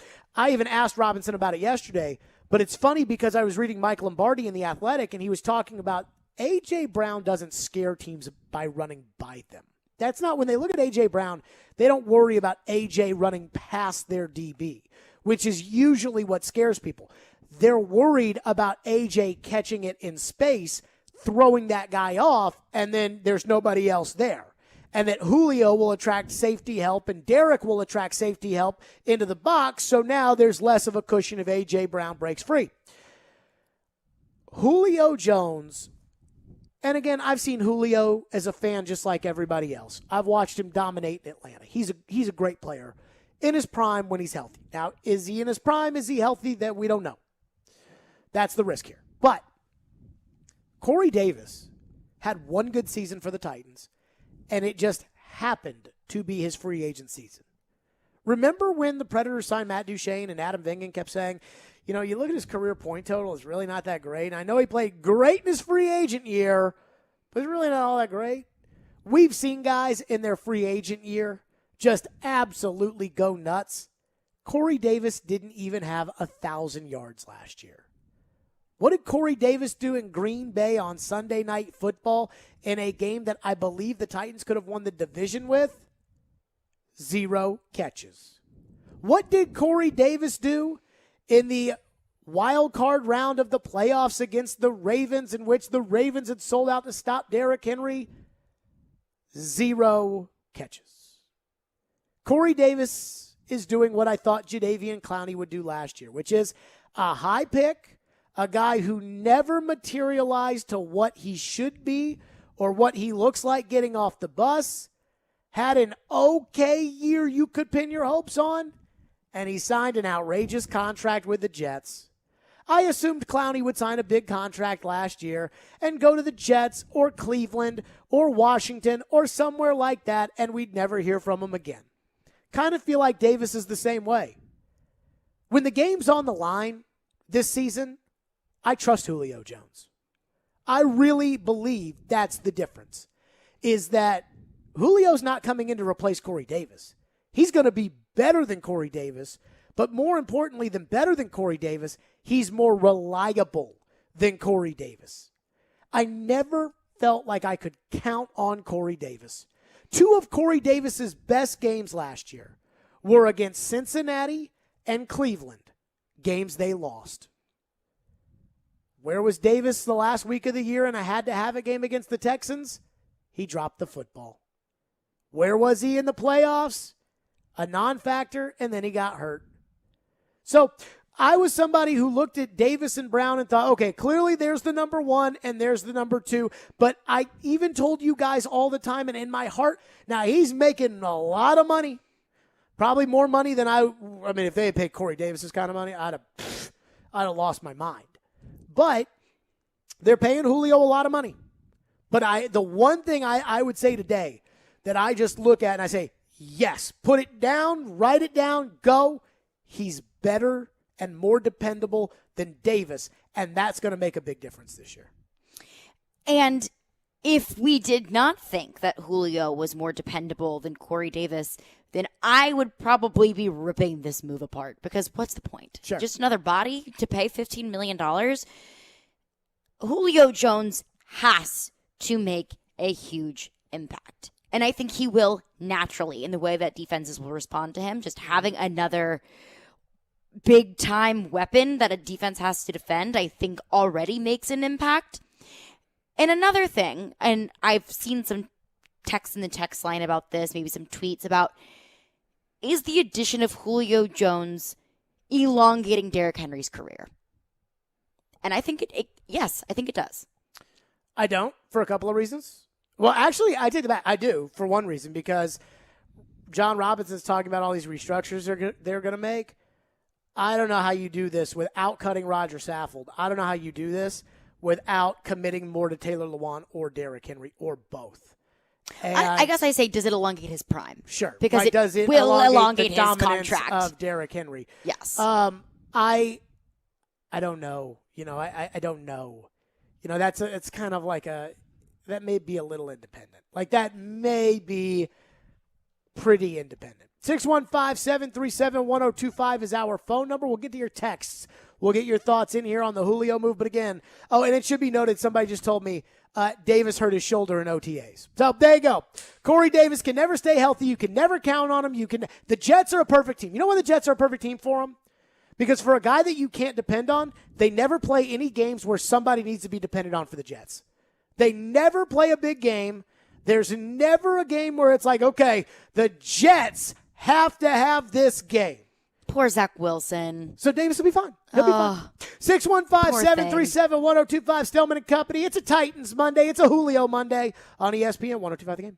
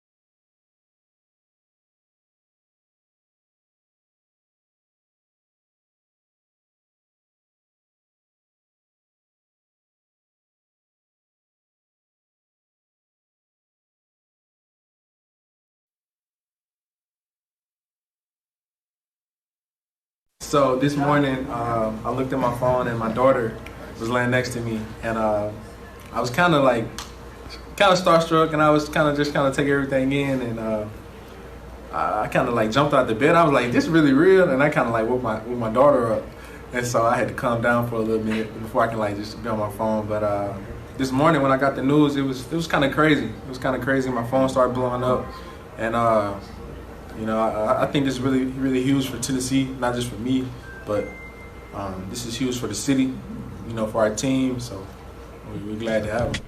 There you go. That's A.J. Brown. He's only been talking about adding Julio for forever. And now he said, it's good for everybody. Where's A.J. standing on the table, taking the shirt off, waving it around his head, saying, yes, yes. Well, AJ on Twitter, AJ was fired up on Twitter. He was like, all right, where's my check? Where's my cut of the recruiting? The y'all done messed up, and I used messed. I put that in there, but that was part of it as well. Let's go to your phone, 615-737-1025 phone line driven by WilsonCountyHyundai.com. I promise I'm not ignoring the text line. Caroline Fenton, what do we have? Titans in Truth, our friend Chris texted in and said Saffold said he was open to restructure, so you can do this and not cut him outright. Well, he's obviously open to restructuring because the other alternative is probably that he does, in fact, get cut. And I think that's one misconception that I've noticed a lot with this restructure talk is that it is a bad thing for the player. It's always a good thing for the player. It's better for the player. Yeah, no, restructuring. Not a bad thing. Now, it depends because restructuring can mean a lot of things. And it's funny because whenever we talk about restructuring and the guy needs to take a pay cut, TD always says that, TD will say that doesn't mean it's a pay cut. It's just changing it around, kicking things on down. Sometimes it means pay cut. Sometimes it means, hey, Ben Jones, you are due $6 million or $7 million this year. I think it's 7.2 this year against the cap. You're due 6.2 in salary. I'll give you 3.2 and not cut you. And then it's kind of I already got 3.2 million coming my way. And if I don't take it, where am I going to find a starting center job that would pay me more than 3.2 million today for this season? So I'll take it. That's sometimes how you leverage it. Now, I don't think they're going to do that because I don't think they can replace Jones. Saffold, I believe, would be easier to replace. Yesterday, Robinson told Joe Rexrode that he doesn't think they're going to have to cut anybody. That means that I think there are a handful of restructures that are coming up. The Titans don't have a kicker. We need to discuss this for a second because somebody that would know told me today that the kicking in OTAs has struggled. And so if you guys want to put what I've been told as struggled, if you want to put that on the field there week one, go ahead. But I do think kicker is kind of an important position. So they're going to need more than just the money to take on Julio. I also was told yesterday by somebody who would know that when the Titans got the Tannehill deal done in 19, when they traded for him with Miami, that deal was agreed to in principle for a while, and then they worked out the cap with Tannehill, where Tannehill took a pay cut, but instead of it being a 2-year contract, it became a 1-year contract, so he'd be a free agent, and then Miami paid the $5 million, and the Titans paid the $2 million. And so they agreed in principle to trade Tannehill. Then they negotiated with Tannehill. Then they had the deal. Tannehill's officially a Titan, submitted to the league. The contract's in, da-da-da. Julio is kind of the same way, where the Titans are going to have to negotiate with Julio how to do this deal. There's no way that they can do this without getting Julio to redo the contract a little bit in favor of the Titans, which will spread more money out, but maybe give Julio more money up front. But the deal is agreed to in terms. That means Atlanta and the Titans have said, hey, we've agreed to what the terms of this trade would be. The deal is not official. The league still has Julio Jones on the Atlanta Falcons. So that matters because Floyd used to always tell us that every day, Ian, you remember this, right? Every day you're over the cap, it's a $1 million penalty to the franchise. And tell me an owner who wants to pay $1 million a day of free money in penalty. Yeah, doesn't exist. So they're going to figure out how to do this before they officially add Julio to the roster and send the trade to the league. But I think they'll redo Julio. I think they'll redo Tannehill a little bit. and then I think they'll redo a couple others. Again, that's not the route I would go, but they cut Dennis Kelly. He's different. What else in the text? Ron texted in and said, do you think this was a panic or pressure move from John Robinson because of the window on Henry and Tannehill? Because I feel the fans would call for his head if he didn't do anything and let Henry and Tannehill fade out without at least a few runs to the big game. So this is going to sound a little crazy, but I get a little worried about whether or not Robinson's listening too much to the fans. Like, I'm almost the opposite of what the texter brought up. I worry Robinson is listening to the noise a little bit too much. And I have no sourcing on this. This is just my gut here. And the reason I say this is because I feel like every move the fans have just clamored for over the last couple of years, he's made. Like, he made the move on Clowney, and that was a 4-month thing of just, oh my, you gotta do it. And then this move, he really gave in. Like, when I saw 2nd-round pick and 4th-round pick and a 6th coming back, I thought, okay, Atlanta's leaking the trade info out because Atlanta feels like it's done and they just want to put their flag in the ground and say it's done. Here we go. And then Jeff Schultz of the Athletic, longtime Atlanta guy, said that they were still negotiating but in the final stages, and they were discussing salary. And I thought, oh, thank God. That means that Atlanta's taking on some salary here. And when Atlanta didn't, and Ian Rappaport tweeted out the Titans were taking on the full money, I thought, that's not John Robinson. Like, John Robinson's usually do things on your terms. I mean, do things on his terms, not on your terms. Right. That doesn't sound like John. So what I'm saying is I worry John is listening too much to the fans. I mean, Chris Ballard in Indianapolis every year sits on a pile of cash. And the fans every year say, oh, we got to have Le'Veon Bell. We've got to. And he's not going to do it. And maybe Ballard is too frugal. You know, the move that Ballard did make, the Carson Wentz one, was kind of out of necessity when they swung and missed on Stafford. And it's like, man, like, you saved all that money and all those draft picks and you did it for Carson Wentz? But Ballard's aggressive when he wants to be. And I like the general manager who sits back and takes the deal at the price that they want. Now, it's a lot like the Ted Williams theory of hitting, where Ted would take a baseball and put it in each window of the strike zone and would take his average on each baseball. So even though a pitch might be a strike, Ted is not going to swing at that because his average is not as good as other pitches in the strike zone. When you have 2 strikes on you, you have to swing at that pitch regardless of what your average is. Football's somewhat similar. Like, at some point, Ballard had to go get a quarterback. Robinson, I don't know if he had to make the Julio move. You know, I don't think he had to make the Julio move. But as far as fan pressure, I don't think he's worried about that. I do think he's listening to the fans, though. Like, I'm worried. I shouldn't say do. I'm worried. 615-737-1025 is our phone number. Coming up next, the salary cap ramifications of this trade. This is the business part of it, the important part of it, the part that really affects the team. And I do wonder how invested Titan fans are into this. We'll get to that next. Stillman Company on Titans Monday. Feels like it. It's a Julio Jones Monday. It's ESPN 1025 The Game.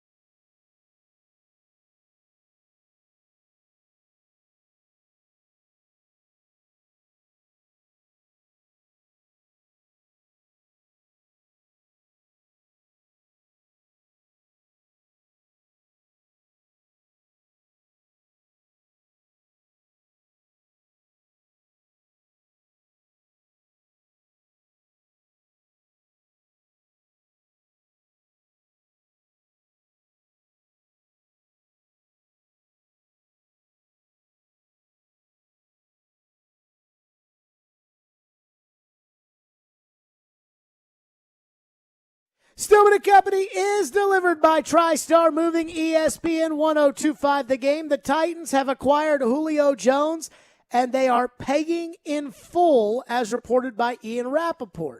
Now, we know the Titans, according to all these websites, have $3 million plus in cap space. The Julio deal is not official at the NFL level because they've got to make adjustments to the cap. Now, last night I was sitting down literally looking up like Kansas City's cap, Tampa Bay's cap, teams that I know are really going for it right now. Because I think Kansas City's redone Mahomes, they've redone Kelsey, they've redone, we know Tampa Bay's redone everybody. So I was literally looking at it and trying to see, okay, what are the long-term effects for the Titans? Who can they possibly restructure? And what does restructuring that person likely mean? And then it got to the point to where I looked at myself, and I'd spent about an hour doing this. And I thought, does my audience care? And so this is a question really for the fans. Do fans care? Well, we had talked about this, and this was my take on it, was honestly, no. If you're a casual football fan, you don't care what they get paid, and you just want Julio Jones to the Titans. That's what you want. You don't care that you got to pay him $15 million and you got to restructure Ryan Tannehill's contract and maybe have him pass this, but all of that stuff. I don't think that they care. They care about the effects of the salary cap. They're going to care about the salary cap in 2024 when Ryan Tannehill is still a starting quarterback and can't throw the ball down the field. So in an outside of, in a way they do, but they don't. Because I look around the league. You do know why Atlanta traded Julio Jones, right? Because he's too expensive. Because they kicked everything down and they don't have any cap space. They can't get out of Matt Ryan.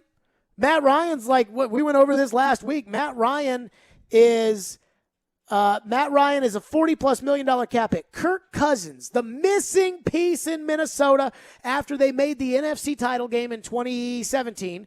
They signed a 3-year fully guaranteed contract for Kirk Cousins in 2018 because he was the missing piece. They had to redo the contract, and they gave him an extension. If they cut Kirk Cousins this season, they owe him $76 million, and his cap number next year is $45 million, whether or not he's on the team. So dead cap, it's 45, active roster 45. Does anybody want to pay Kirk Cousins $45 million? Minnesota next year will pay Cousins $10 more million than Kansas City will pay Mahomes. So I went through it yesterday because, again, every time that I approach this, I don't approach this as to what's best for me. What's best for me is that the Titans go get the most star players and push it all into the center and let's go. I look at it as in, would I take these risks? And what are the risks? And so John Robinson was asked about, would he have to cut players? Because I still totally don't understand how they can do this effectively without cutting Roger Saffold. But Joe Rexrode asked John Robinson about cutting guys or restructuring. Here's what Robinson said. Oh, and by the way, as far as what risks Robinson may take, he's not going to tell you on the restructuring front. Take a listen. It's more just kind of restructuring and moving pieces around, Joe. Like I said, those discussions are internal, and we're working through those. But I feel like we had a good football team, coming into today and yesterday. I'm happy with the progress that's being made in the OTA sessions, those voluntary sessions, and then hopefully we've bolstered it today by adding Julio. So, again, every time he was asked about restructuring, it was, I like to keep those conversations private. And I'm sitting there listening on this press conference, and I'm like, those are really important questions. Because if you restructure Derrick Henry's contract, now you are tied to Derrick Henry past the line of demarcation with running backs where it's like, whoa, now Sean Alexander got too many carries after his 2,000-yard season, was never a good player again. All these running backs, Jamal Lewis, they get all the carries, and they're never the same after them. And Todd Gurley never played a down into the extension he signed with the Rams, and they're still paying him $8 million on the cap this year. I don't want the Titans to do that. But I don't know which route they're going to go because all Robinson will say is, "Oh well, we're working on that and we'll get that." And I wonder, like, because I care, but am I just being too much of a nerd about this and caring? I think as long as the fans are told they're going to restructure, okay, good, yes, all right, good, go, yes, oh yes. Like that's what I think the fans feel, and I'm not saying the fans are dumb for feeling that way. I think I'm dumb for wanting to sit there and go by each contract and say, okay. If you redo Tannehill for the full amount, you owe him $42 million on the cap next year. If you redo him full, you owe him $40 million guaranteed against the cap in 2023. Like, I look at that. I care. I just don't think the fans care. And I do, nobody puts it in the simplistic terms because nobody really knows. But Minnesota went for it in 2018, and they didn't get it. And they went for it in 2019, and they didn't get it. And now they pay Kirk Cousins this unbelievable contract that they can't get out of. And now people would be mad. But you don't know that because you didn't know that Cousins was actually kind of a bum. You didn't know that when they signed him. There was a lot of speculation that maybe, hey, Cousins was getting done wrong in Washington, and Cousins is the guy. And then Cousins is worth $45 million. Matt Ryan in Atlanta won an MVP when he did his last contract that he's now redone like 4 times. And so because of it, it would be 40-something million in order to move him. Like, there is something to that. But I don't see how the Titans can do this and not cut Roger Saffold and not have cap issues or personnel issues because of the cap in 2023 and maybe 2024. Because even with the cap exploding in 24, like it should, to $260 million a team, which would be up from the, what is it, like 180 something now? Like, even with it exploding like that, the Titans still, like, everybody in the league is going to get that same allowance increase. So it's almost like inflation. But again, I don't know if the fans care. Like, I can literally go through this and say, okay, like, I personally, to make this work, I would redo Tannehill to the tune of what I have written down right here. I would redo Tannehill and save me about $6 million on the cap, and I would commit to him for the next 2 years, and then I'd add 2 voidable years. Like, I can go through all of it. I wouldn't redo Henry. I wouldn't redo Taylor Lewan because I need Derrick Henry to prove to me that Derrick Henry is going to be unlike all the other running backs that get all those carries and then fall off. I need Taylor Lewan to play more than half the season like he has over the last 2 years in order for me to pay him that the $14.6 million he's due next year. I think Brett Kern could be on the chopping block next year. I think Kendall Lamb could be certainly he's going to get cut. I mean, there's a lot of different guys that could get cut or guys that could get redone, but I guess what I'm saying is I don't know if my audience cares about it. I don't know if our audience does care about it. And I don't know if they should care about it. Maybe I'm just going down the rabbit hole here. What do you think fans should care about it? Do you think about it like this? How do you feel about it? Do I think fans should care about it? No. I don't think they should. In this particular situation, I think that it could have been I think fans could have the right to be mad in a different situation if the Titans gave up more, if they would have to really, really mortgage their future and be in a bad position in a few years. We're thinking that could happen, but we don't know. But how is it not mortgaging the future if you gave up a second-round pick, you busted on your first-round pick last year in wild fashion. But that's independent of Julio Jones. You gave up a second-round pick for this, and now, again, unless you cut a fat contract, you're looking like right now, if all you did was the Tannehill, we talked about this last week, if all you did was the Tannehill restructure, just a full restructure of Tannehill, $42 million hit next year, add Julio's money onto the books, you're $3 million shy of the ceiling for the cap next year, and that's without either of your middle linebackers, Harold Landry, Ben Jones, your starting center. Like, that's a tough pill to swallow. Like, that's hard to envision the Titans doing that. But then if you re-up Henry or you re-up Lewan, or not re-up, but you restructure those guys, now you're committing more to them. And eventually it puts you in a scenario like the LA Rams. The LA Rams are the definition of going for it, right? Uh-huh. They take a locker room cancer in Jalen Ramsey, who can't go 5 minutes without criticizing somebody or his own team, which he did yesterday. So they go out and they give up everything for Jalen Ramsey. They're over the barrel, have to give him all the money, the most selfish player in the NFL. And they trade first-round picks. They trade one for Brandon Cooks. They trade a first-round pick, 2 for Jalen Ramsey. They've traded 2 for Matthew Stafford. They gave Goff all that money. They gave Gurley all that money. They are paying $35 million this year against their cap. $35 million to Jared Goff and Todd Gurley. $47 million of the Rams cap. 47 of like a $180 million cap. So you're talking about almost a quarter of your cap, if that adds up right. I don't think it does. I think it does. Numbers are hard.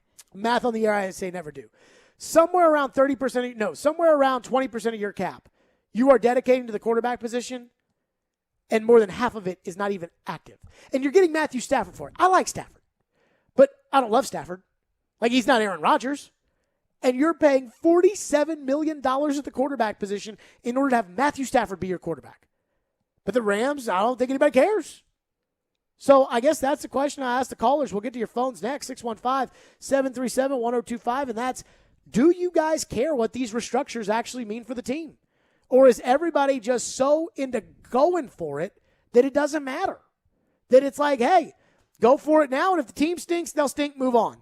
Or is there a real fear, like there is with me, that if you redo Taylor Lewan and he gets hurt again, now you're paying him $15 million next year when you could save 12.9 against the cap by letting him go if he proves he's not worth it? I don't know. 615-737-1025 is our phone number. We'll get to you on that next, 615-737-1025. And what would you define window by meaning? And how's that affect Derrick Henry? Because the one person we haven't talked about with all of this in terms of longevity and restructuring is Derrick Henry. We'll get to that next. 615-737-1025, Stillman Company, live from the wholesaling studio, powered by RumbleOn.com, right here on ESPN 1025 The Game. Hiller Plumbing, Heating, Cooling, and Electrical. I never have to restructure with those guys because they come in and do the job.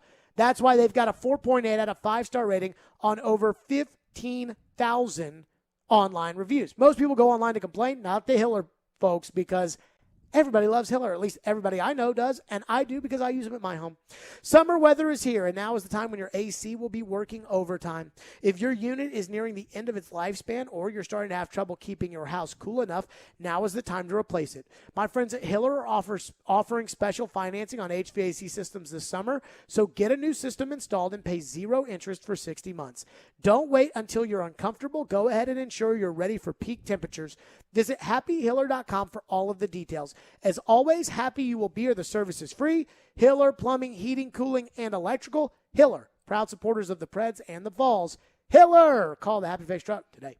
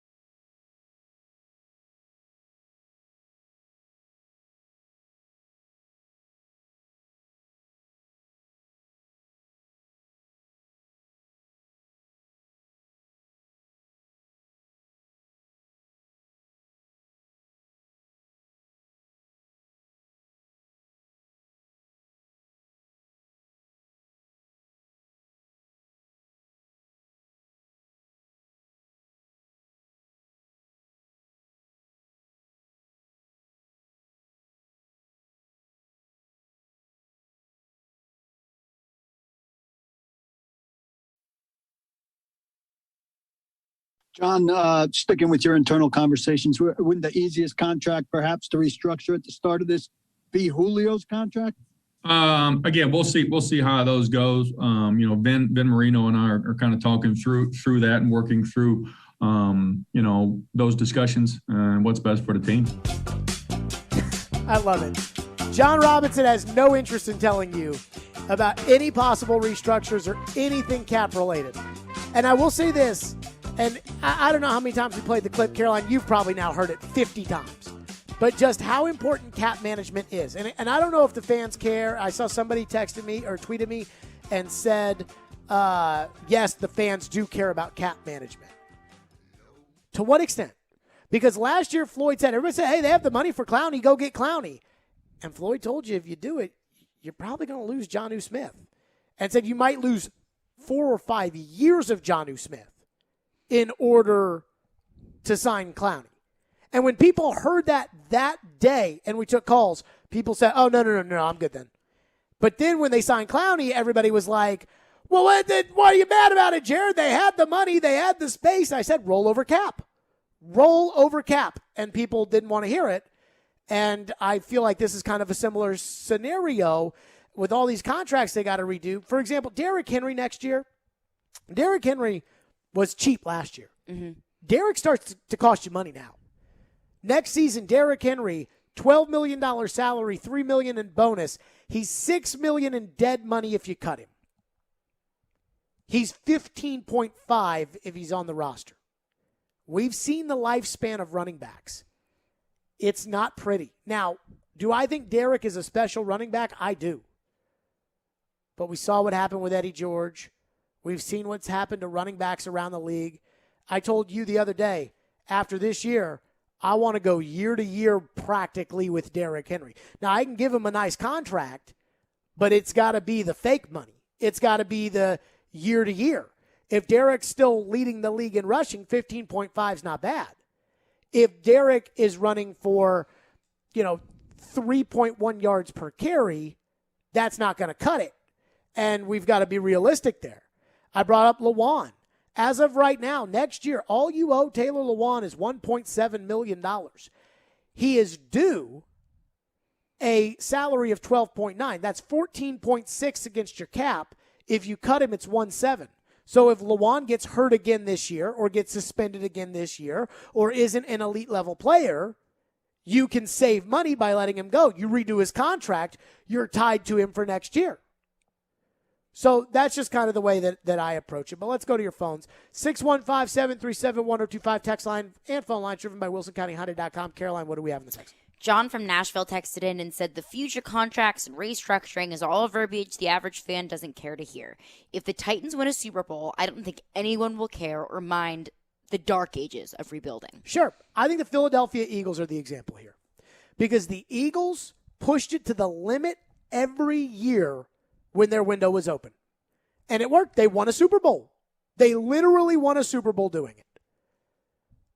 So now that they don't have a quarterback, they have no money, they have no way to get money, they got to get rid of Zach Ertz, they got to get rid of all these players. It's fine though, right? Because the Eagles won that Super Bowl. Now, I would take that today. I think Atlanta got to a Super Bowl, tried to come back at it, tried. Now they're bad. The GM's gone, the coach is gone, and they just traded away Julio Jones. So those are kind of the examples here. What about Minnesota? Minnesota loaded up. They tried. They're so up against it, they can't get rid of Kirk Cousins. You want to be Minnesota? Jacksonville felt like their window was open when they got to the AFC Championship game. They redid a bunch of contracts. They traded for guys. They re-signed Blake Bortles. They did a lot. They were never good after that. Then they had to literally blow it all up, be awful last year, and it was a reset. Remember Bill Belichick? He was like, guys, we reset. And then the national, and I don't know if the fans, I don't know if they're 4, and then another one, they were in the AFC Championship game. I'd say that's pretty good for going for it. If the Titans lose in the first round of the playoffs this year and lose in the first round or the divisional round or something, but are never really an elite team competing for the Super Bowl over the next 2 years, and it all comes to pass in 2023, Are you okay with it? Because that's really the discussion you have to have with yourself now. Let's go to Will, who's been waiting patiently and is up next here on Stillman Company. Thank you for calling the show. Go ahead, Will. Yeah, well, just to answer your question about the cap, for me as a fan, I'm just not smart enough to worry about all the negotiations and restructuring and things like that. It's a lot more fun just to worry about just going for it. You know, as a fan, I'm not smart enough to worry about all that stuff. But I do have a question for you about Julio Jones. What do you think the floor would be as far as individual production and team performance? What would the floor be to still count this as a successful move? That's what I'm worried about. I hear everybody talking about all the stuff he can do, but what would the floor be to still count it successful? Appreciate it, man. I'll hang up and listen. Thank you, Will. Caroline, what do you think? About what? About what would be the floor for Julio and the team's success for this to be counted as something that works correctly? You have to win the AFC South. I think that's the floor. Oh, I think if you lose the AFC South, people should be fired. 100%. Winning the AFC South is the expectation. It's something that I do care about. You said earlier, you didn't care if they win the AFC South. I do care about it because I think that that's a good landmark and a good standard of success for the Titans. I don't care about it from the standpoint that I'm not giving anybody a pat on the back. It's not going to be a celebration of last year. That was a good move. The last time they won the AFC South was 2008. And so when they barely beat the Texans because that defense was so bad, and they barely beat the Texans, and people were like, oh, my God, Deshaun Watson almost threw for 8 jillion yards yesterday, and this team can't stop anybody. I said, hold on. We need to take a day to celebrate the fact that for the first time since 2008, since I was a freshman in college, the Tennessee Titans have won the AFC South. We need to celebrate that. That's a big thing. There is no day of celebrating the AFC South this year. There is none. That is not. You think Kansas City fans care about winning the AFC West this year? Yes, but no, they don't. But no, yes, it's almost like an expectation. It is a foregone conclusion that they're going to win the West. It's like Alabama fans winning the SEC championship, right? Or I would say more like Alabama winning the West. Like it doesn't register. It shouldn't matter this year. Like that is the bottom. Like that is if they don't. Like I said, if they don't, people should get fired. Probably the coordinators would get the axe first, and then Vrabel after next year. But I wouldn't be opposed to – and I'm not going to get mad at somebody for something they haven't done. I wouldn't be opposed to dumping on Vrabel if they don't win the division this year. The second thing is Julio's production. I don't care about yards. I don't care about touchdowns. I don't care what Pro Football Focus says. I don't care about any of that. I need him to be a threat at least 14 games this season. He's not going to play every game because he's never healthy. So he's not going to play every game. But I need him to play at least 14 meaningful games, and I need to be able to count on him. So when you've got those back-to-back games, Monday Night Buffalo, Kansas City on Sunday, I need Buffalo and I need Kansas City to be afraid of Julio Jones. I need the Rams on Sunday Night Football to be afraid of Julio Jones. I need the Colts twice this year to be afraid of Julio Jones. In the playoffs, I need Julio Jones to be a factor. I can't have Ryan Tannehill passing for 88 yards in a playoff game anymore. I can't lose a playoff game with Tannehill throwing for 165 and a touchdown and losing the game on an interception for a pass intended for Khalif Raymond. I can't do it. That is kind of the floor that I have for Julio Jones. I don't care if he scores 15 touchdowns or if he scores 3 touchdowns. It just has to be he has to be a dual number one. Teams have to respect Julio Jones, and Julio's got to make teams pay the same way that they've got to respect AJ, and AJ's got to make them pay. And that would be how I judge it to be successful. You want to get into it with me yards, and, if Julio had stayed healthy and played 16 games last year, he'd have had 1,500 yards. I don't care about any of that. But, again, I just think that Julio's got to be the dude. They got to be worried about Julio. When you play the Titans, you have to look at that roster and say, oh, my goodness, how do I stop these guys? Not, they got Julio, but he's not what he used to be. No, not acceptable. And I think those games that whenever the Titans schedule had first come out, we had labeled some games must wins, probably won't win, but would be nice to win. And I think in that category it was LA, New England, New Orleans, and then, of course, the Kansas Cities and the Buffaloes of the world. No, they need to beat New Orleans. Yes, okay. I mean, I think they need to win those games. I don't think that they're going to beat the Chiefs. They could. And the conversation needs to happen, I think, now that Julio Jones is here. Because before Julio Jones got here, did you think that the Titans could beat the Chiefs? Well, I don't think the Titans can beat the Chiefs. Right. Like I think there at least needs to be a conversation that could be a possibility. If Bud Dupree gets me 13 and a half sacks this year, now we can start talking about beating the Chiefs. But defense, I mean, again, this team's not going against Kansas City and out-shooting Kansas City. Ryan Tannehill threw for 180-plus yards when they beat Kansas City a couple years ago. They won the game because Kansas City fumbled the ball. The Titans picked it up, ran it in for a touchdown. Derrick Henry had like an 80-plus yard touchdown run, and Kansas City botched 2 field goals at the end of the game. Literally botched them. One was an intentional grounding by the holder, and I think the other was a blocked kick, Ian. I can't remember, but Kansas City screwed up both of them. Like that. I mean, that's what it took for you to be able to beat Kansas City. The idea that you're going to go out there and you're going to outshoot the Chiefs, I don't think Julio Jones gets you that. Now, bad snap maybe? I think it was a bad snap. It was something like that. Now, Tannehill steps it up a little bit. You get a little bit of a defense. Now we're talking. Joe is up next here and has been waiting patiently. Thank you for calling. Go ahead, Joe. Hey, guys. Thanks for taking my call. You know, Jared, I'm one of those fans that care about money management because money dictates what your team's going to look like in the future. And right now, this move with Julio Jones, I'm against it. I don't care what anybody says. I'm against it because I'm worried about the money. Are we going to be competitive in the next couple of years if we don't win a Super Bowl? Because that's the only reason why you would bring somebody like this in right now in his career is you're saying to yourselves, okay, he's the missing link in our offense to take us over that next leap there, to get us over that hump, to win us the Super Bowl. And let's not forget something. Who do we have to cover people?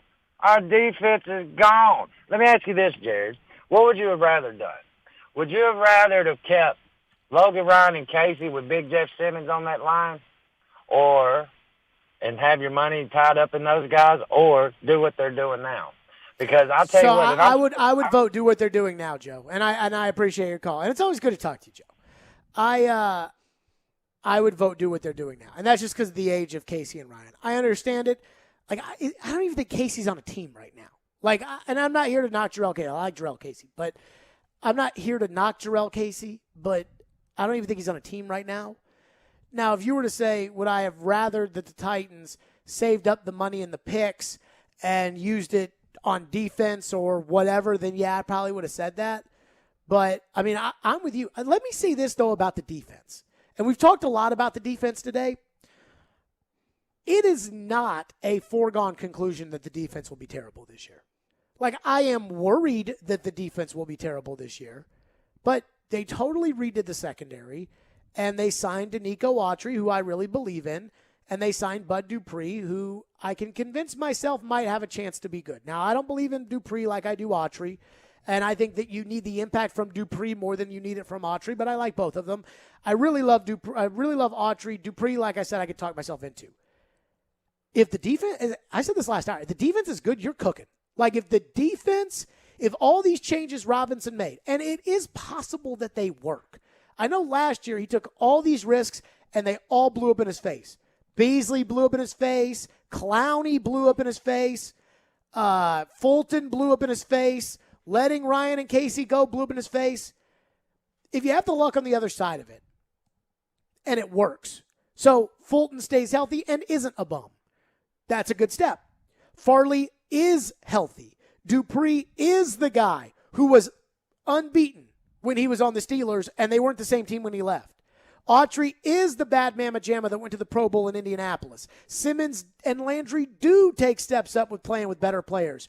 That revamped secondary is good. Like, then, okay, now we're talking. But those are a lot of ifs. And I struggle on the ifs. And speaking of the ifs, Mike Lombardi, in The Athletic, former general manager. Now, our former general manager didn't always see eye to eye with Mike Lombardi, as in I kind of felt like he didn't really care much for what Mike Lombardi had to say, or I guess that probably told me that he didn't think much of Mike Lombardi, but it's the only GM we have to go off of now. Mike Lombardi does talk about the ifs and his thoughts on the Julio trade. We'll get to that coming up next. We've all had that dream. Like the FanDuel Sportsbook app. I have. Tie game, bottom of the ninth, bases loaded. And on the FanDuel Sportsbook app, you get more than one shot to swing for the fences. Because FanDuel is letting you place your first bet risk-free. That's right. New users get up to $1,000 back in site credit if your first bet does not win. And they've got Dinger Tuesdays. Check out FanDuel's new promotion live every Tuesday, $5 Dinger Tuesdays. Place a $25 wager on any player to hit a home run on a Tuesday and get $5 bonus in site credit for every home run they hit, max 25. There's a reason why FanDuel is America's #1 sportsbook, and Dinger Tuesdays is just a part of it. And let me say this, as somebody who watches Ronald Acuna Jr. every single day, he would be probably the best bet that I would have for a Dinger Tuesday, because he's been launching. But that's neither here nor there. If you want to get started, download the FanDuel Sportsbook app and sign up with the promo code JGM to get in on the action. That's FanDuel Sportsbook promo code JGM. 21 and older and present in Tennessee. First online real money wager only for risk-free first bet. Refund and bonus issued as non-withdrawable site credit that expires in 7 days. Max bonus 25 per game. Restrictions apply. See terms at sportsbook.fanduel.com. Got a gambling problem? Call Tennessee Redline 1-800-889-9789.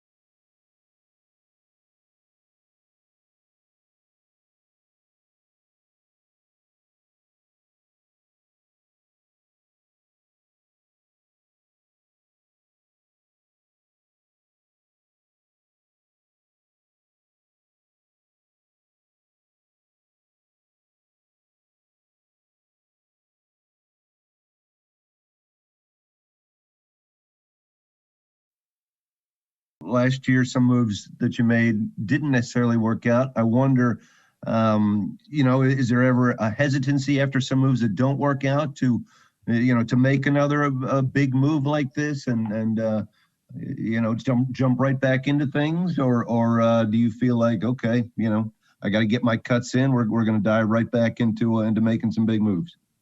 Yeah, it's John. We take stock of the ones that certainly don't work out and try to learn from those mistakes. But I don't think we try to be too frivolous with what we do, but we got a chance to shoot, we shoot, and we felt like this was a move where we needed to pull the trigger, and glad that we did. There you go, shoot or shoot, John Robinson says. But there are a lot of ifs. Like there were ifs on Beasley, there were ifs on Clowney, there were ifs.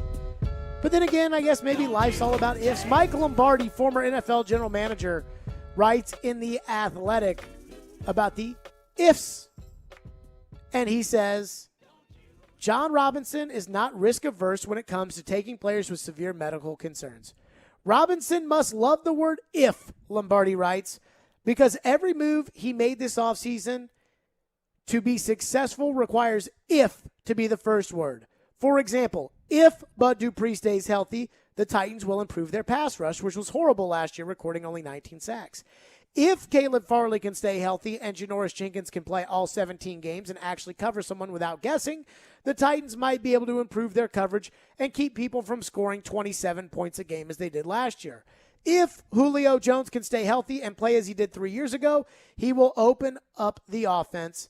And perhaps the biggest if of all, Lombardi writes, is if Henry can duplicate his remarkable running performance for 3 seasons straight, even though he has carried the ball 782 times the last 2 seasons.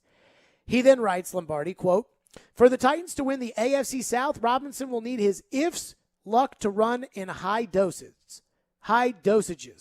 That begins with ifs we mentioned, along with the if Ryan Tannehill can stay healthy, if Todd Downing can effectively replace Arthur Smith as the offensive coordinator, and most of all, if Shane Bowen can run the defense more effectively than Mike Vrabel. This trade looks good today. Let's see if it looks good 6 months from now. That comes from Lombardi. I was thinking about Kansas City. How many ifs do we have when we think of Kansas City? Not very many, if at all. How many ifs do we have when it comes to Tampa Bay? None. How many ifs do we have in Green Bay? Aaron Rodgers. I think it's one big if. That's it. That's a big if. But it is right, though. There's a lot of ifs with the Titans. There are. And I was thinking about it, like, can you not say that with every team, right? Like, if Kirk Cousins doesn't suck this year, Minnesota might be pretty good. Now, I don't think any of us are doing the if game with Kirk Cousins anymore. And, boy, if Kirk Cousins listened to this show, he would think that we're picking on him, but he just kind of sucks. So, are we worried about the if game? Because there's a lot of ifs surrounding the Titans. Like, I think the Ravens have some ifs. The only other team in the AFC, like contending team, because I don't think that, like, there's a lot of ifs with Pittsburgh. I just think Pittsburgh is going to be very good. I don't think there's a lot of ifs with Cleveland. I think there are some ifs that are very important with Cleveland. The only other team that I think has as many ifs as the Titans is New England. Like, if Mac Jones is the guy and can play quarterback in the NFL as a rookie. If Jonnu Smith, Hunter Henry, Nelson Aguilar, Kendrick Bourne, all the money they spent, if that works out. If Belichick, if McDaniels. Like, I think there's a lot of ifs with New England, but I don't think anyone's talking about New England in the Super Bowl right now, other than just the obligatory, Belichick's the greatest coach who ever lived, so anything can happen. The ifs make me a little nervous when you read them all out like that. And every team is going to have hypothetical things that could possibly happen. Sure. If Mahomes gets hurt, what happens to Kansas City? Right. Okay, all yeah, right. like all right. if Stephon Diggs gets hurt, if whatever. I think the sheer volume of the Titans' ifs are what the problem is, because you're going to have hypotheticals. If Julio Jones can stay healthy, if he works in this offense, if there are a lot of ifs that are really, really big and that have a lot of money riding on them. If Julio Jones does get hurt, that's a possibility for any player out there. But then you got $15 million riding on him. If Bud Dupree can stay healthy, if that knee is healed, and like we said, it's an ACL tear that happens a lot, but it's still a big-time injury. If he can't stay healthy, then you've got $16 million riding on him. So there's a lot riding on things that just don't feel very supported or tangible. Now, is that reason enough to not do it? I don't know. I mean, I still probably would have done it. Maybe not for as much as John Robinson offered for Well, this either James it's a trade. binary thing. Either you would have done it or you wouldn't have done it. Would you have done it? Because you wouldn't have done that because your final offer last week was For a third, a second and a fourth, and they had to take some money. For a second and a fourth and the full salary? Probably not. I probably would not have done it. Would you have done it if we didn't have 17 ifs surrounding the defense? Probably not. How many players on the Titans defense do we feel good about? Because I would argue Danico Autry I feel good about. Simmons I feel good about. I think I can feel good about Janoris Jenkins. Janoris Jenkins and Jayon Brown. And even Jayon's got a big if because of his health. I don't feel good about Caleb Farley. I don't feel good about Christian Fulton. But Dupree, I am kind of in the middle about. If. A lot of ifs. I do feel good about him if he can stay healthy. Right. But that's an if. If. Byard was awful last year. Like, I mean, there's something to that. 615-737-1025. We'll get back to your text, your thoughts. And I gotta say this, man. I feel like the negativity today, not the negativity from us. This is a keeping it real show, and it always has been. I think people are like mad at me today, like more mad than normal. And I am just like, calm down, people. Emotions are running high right now. Somebody said I'm the most negative commentator on the Titans. And I said, how can you say that when I started the show saying, Titan fans, this team is telling you they think they can go win the Super Bowl? I don't know. 615-737-1025 here on Stillman Company. ESPN 1025 The Game and T-Mobile have partnered up to give you a chance to experience a Nashville SC game this season. Tune in every Monday to Darren, Donick, and Chase for the keyword to text in to win. Good luck from 1025 The Game, T-Mobile, and Nashville SC. Stillman Company is delivered by TriStar Moving. It's ESPN 1025 The Game.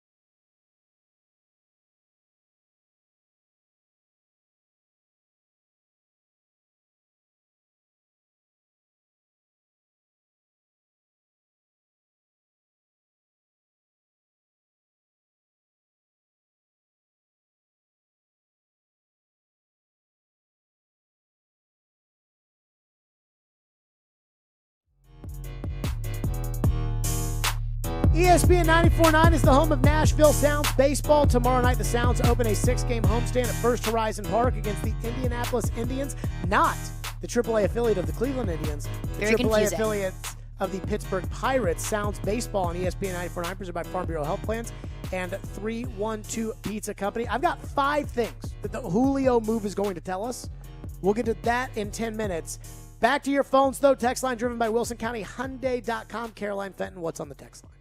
Joe from Maryland says, I care about the cap and the repercussions if it screws us in 5 years, but if we get legit success for 3 years, then I'm okay with it. Kind of brings me back to my point earlier of, do the fans actually care about the X's and O's and the numbers of the salary cap? No, but they care if it negatively affects their team down the road. I mean, it's almost like, here's where I'm going to sympathize with the general manager, and only because I saw this happen to my general manager, and that is, when the Titans went for it from 99 to 2004, and 2004 was the year that it really kind of fell apart. When they went for it, he said to the fans at the time, like, hey, there's a day that we're going to have to pay the piper here, and it happened, and Samari Rolle had to go away, and Eddie George had to go away, and Derek Mason had to go away, and Frank Wycheck retired, and a lot of guys left, and eventually Steve McNair had to go away. And they saw this coming. They knew this day was going to happen. And it happened. And then there were 2 years of a reset. And then once it reset, Kevin Mawai came in and Nick Harper came in and David Thornton came in. And then you added in Vince Young. And Vince Young, regardless of how it ended, was a pretty talented player and won a lot of games for the Titans. And then they were in the playoffs 2 years in a row. So, like, when you screw up the cap, there's a reset. Belichick went through it last year. Belichick said that last year, that that's what they were going through. But I do sympathize with the general manager because the fans are like, go for it now, go, go, go, go, go. And then it's like, I'll be mad if we're not good in a couple of years and we don't win here. And it's like, you know what? David Poyle went for it, and Pecorine had a bad Game 7. And if they don't have a bad Game 7, what's that mean? What I don't like is going for it when you never really had a chance and not trading guys at the trade deadline and then losing in the first round to Arizona in the bubble, or losing in the first round to Carolina or Tampa Bay, teams that you would have never really had that great of a chance against. That's what I don't like. That's when I'm like, okay, no. Like, no, sir. And so I would look at it like this and say, if all these risks don't work out for Robinson and then he's still holding on, then he's got to go. You know, like, if he keeps making all these risky moves and it's costing me picks, then you have to go. Like, there's a difference between what Robinson's doing by going for it and then the reckless nature of what Bill O'Brien did by trading 2 first-round picks for Laramie Tunsil, signing Laramie Tunsil to a ridiculous contract extension, and then having to get rid of DeAndre Hopkins. That's reckless. And Robinson's not going to do that. But, I mean, there's a risk that's at play here that the Titans are going through right now. But I think that risky moves can become reckless if you continue to make risky moves that don't work out and you don't learn from them. Sure. Like, you know, the Titans went for it with Clowney. It didn't work out. And that shouldn't deter you from making risky moves in the future. But if Julio doesn't work out and they continue to throw a ton of money at guys that are just straight up risky, it becomes reckless. What else we have? Canadian Titan texted in and said, why do you think the Titans can't hang with the Chiefs in terms of offensive firepower now that we have Julio? How do you feel about Harold Landry? I'm pretty confident in Byard, Hooker, Jenkins, and Farley in our secondary. I feel good about Molden. Stop. How can you feel good about Caleb Farley? That's a question for him. I personally do not feel good about No. Caleb Farley. Like, to me, like, the question you just asked me is ridiculous. Like, the idea of go back through all the people that he says he feels confident. First of all, excuse me. We're talking about the Kansas City Chiefs, right? Yes. Like, Ryan Tannehill in the playoffs, 4 games, 2 wins, 2 losses. So you can chalk up the fact that they ran the ball a lot in the wins, but in Kansas City, Ryan Tannehill had to dig you out of it. Against the Ravens, they shut down Derrick Henry. Tannehill threw 165 and a touchdown. Tannehill in 4 games is averaging 133.5 yards in the playoffs. That is 1938 numbers, 133.5 yards. Like, so we're going to sit here and say, now that they've added Julio Jones for a price that nobody else around the league was going to be willing to pay, that I should then say, okay, now Tannehill, a guy who couldn't be the guy in Miami and who's got a fair shot here and done well, but again, in the playoffs, is throwing for 133.5 yards, is now going to go into Arrowhead and outshoot Patrick Mahomes. And I should feel comfortable about that. That seems a little far-fetched. The second thing is, going over all the guys in the defense, I don't know how you can feel good about Caleb Farley. The guy's never played a down in the NFL. I don't feel good about any draft picks to begin with, unless it's like a number one quarterback like Andrew Luck. I don't feel good about any picks, but especially a guy who's had all the back surgeries that Farley's had. You can't feel good about it. You can be willing to take the risk, but you can't feel good about it. You can feel good about the possible upside that he may have. You can feel good about... But that's not how you feel good, right? Right. Like, that's not... Like, so, say you take a massive risk in your life. You can't feel good about it. You just know you accept the risk you're taking. So, if you take a massive risk, okay, let's say that... I'm trying to think of, like, something in life that's not something that's going to get me in trouble. Like, I don't know why drinking and driving is the first thing that's in my head. Oh, gosh. I'm totally against it. But that is pretty risky behavior. Right. Like, nobody would accept that risk. You would never feel good about doing that. You would never, ever, ever feel good about doing that. No. Because it's stupid. And it's never worth the risk. And I would say that, in some cases you can feel good about taking the risk because you say, okay, hey, if we, you know what? Our company makes $10 million a year in profit. So if we take $1 million and we invest it in this department, we feel like Johnny's the right guy to lead this department. We feel good about this risk. Like, you can feel good about the risk you're taking. Yes. But you can never feel know. good about the reward that could come from it. You never know until you do it. Like, you never know. And that's my thing on Farley. Like, you can't tell me you feel good about him playing in the NFL right now and covering Tyreek Hill. Because when we talk about Kansas City, that's what we're talking about. So that texter, I mean, God bless him, but I'm not there. 615-737-1025 is our phone number. I have five things that the Julio thing's going to teach us. The one thing I love about the Julio trade is that it does kind of feel very put up or shut up-ish, if that makes any sense to you. Yeah. I mean, I kind of live this life right now, and I don't know if it's because the hockey team is doing a lot of this, where they take risks, and then when the risks don't work, it's not like I'm supposed to pretend like there shouldn't be consequences for the risk, and I don't live my life like that. Even the risks I take in my life, I feel like there should be consequences for. So I got 5 things that we're going to learn. Now that Julio Jones is here, we're going to learn. We'll get to that coming up next. The NBA playoffs is here, and you'll be in hoops heaven betting all the action on the FanDuel Sportsbook app. There are so many exciting matchups, and my friends at FanDuel are taking that excitement to another level because new and existing users can bet risk-free throughout the playoffs. New users can get up to $1,000 back if your first bet doesn't win. Plus, once you have an account, you can bet on the same game parlay, one of them, risk-free each week. So money line, point spread, first basket score, player points, you name it, they got it.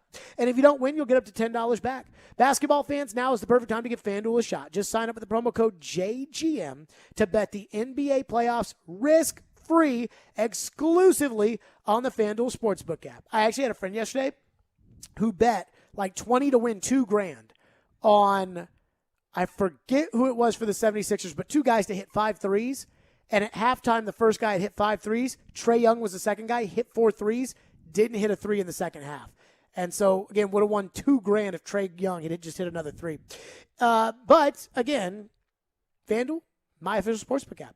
21 and older, must be present in Tennessee. Risk-free bet for first online real money wager only, and refund issued as non-withdrawable site credit that expires in 14 days. Same game parlay refund issued as non-withdrawable site credit that expires in 7 days. Max refund $10. Restrictions apply. See terms at sportsbook.fanduel.com. Same game parlay available for multiple sports in all states on the mobile/web. Gambling problem? Call Tennessee Redline 1-800-889-9789.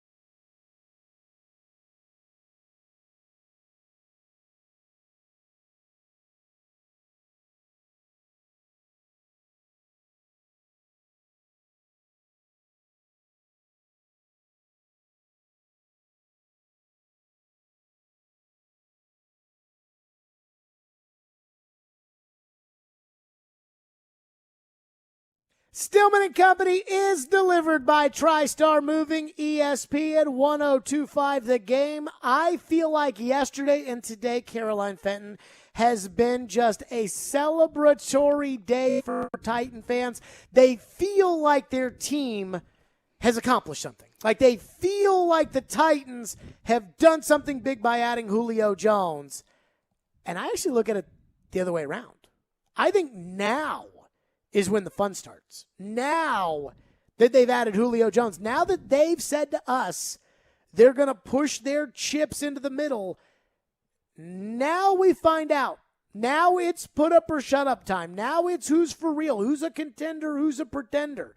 Now, I asked John Robinson, Ian, if you could, I asked John Robinson yesterday about whether or not the Titans were Super Bowl contenders. You know, now that they've, made the move with draft capital, made the move with contracts they're going to have to redo. I asked, here's what John Robinson said about whether or not he thinks this roster is good enough to compete for the Super Bowl. Oh, never mind. Okay, so anywho, he just said that he doesn't want to set an expectation, but if we got it now, all right, never mind. Forget about it. Anywho, I think this is the good time. Like, I think this is the fun time of the year. Now, again, not the fun time of the year, but it's like now we know what the Titans roster is going to be. So, I have 5 things that I think we are going to learn right now. Like 5 things now that Julio Jones is here, now that people have humongous expectations for the Titans, even if the Titans aren't willing to have those expectations for themselves, I've got 5 things that I am willing to say, okay, we are going to learn. And we start at the top with the number 1 thing I think now we can feel comfortable about finding out. Number 1. Is Ryan Tannehill the guy to go beat Patrick Mahomes in the playoffs? Is he the guy that could go into Buffalo and beat Josh Allen in the playoffs? Because everybody wants to say good things about Tannehill, and I like Tannehill. But if we were to look around the league and we were to say, okay, what quarterbacks do you trust in a big game? What quarterbacks do you think can go toe-to-toe with the best quarterbacks or the best defenses or the best coaches in the NFL? I'd have a hard time putting Tannehill in the same class as Mahomes or Brady or Rodgers or even Deshaun Watson and maybe even Josh Allen. The truth is, last year, Tannehill didn't make the Pro Bowl, and Tannehill wasn't happy about it. He felt like he deserved it. The 3 quarterbacks from the AFC that went, Patrick Mahomes, Josh Allen, and Deshaun Watson. Those were voted on, by the way, mostly by the players. Tannehill's good. He's better than the guy that Miami wasn't willing to believe in, and we all know that now. We know it was a Miami problem more than it was a Tannehill problem.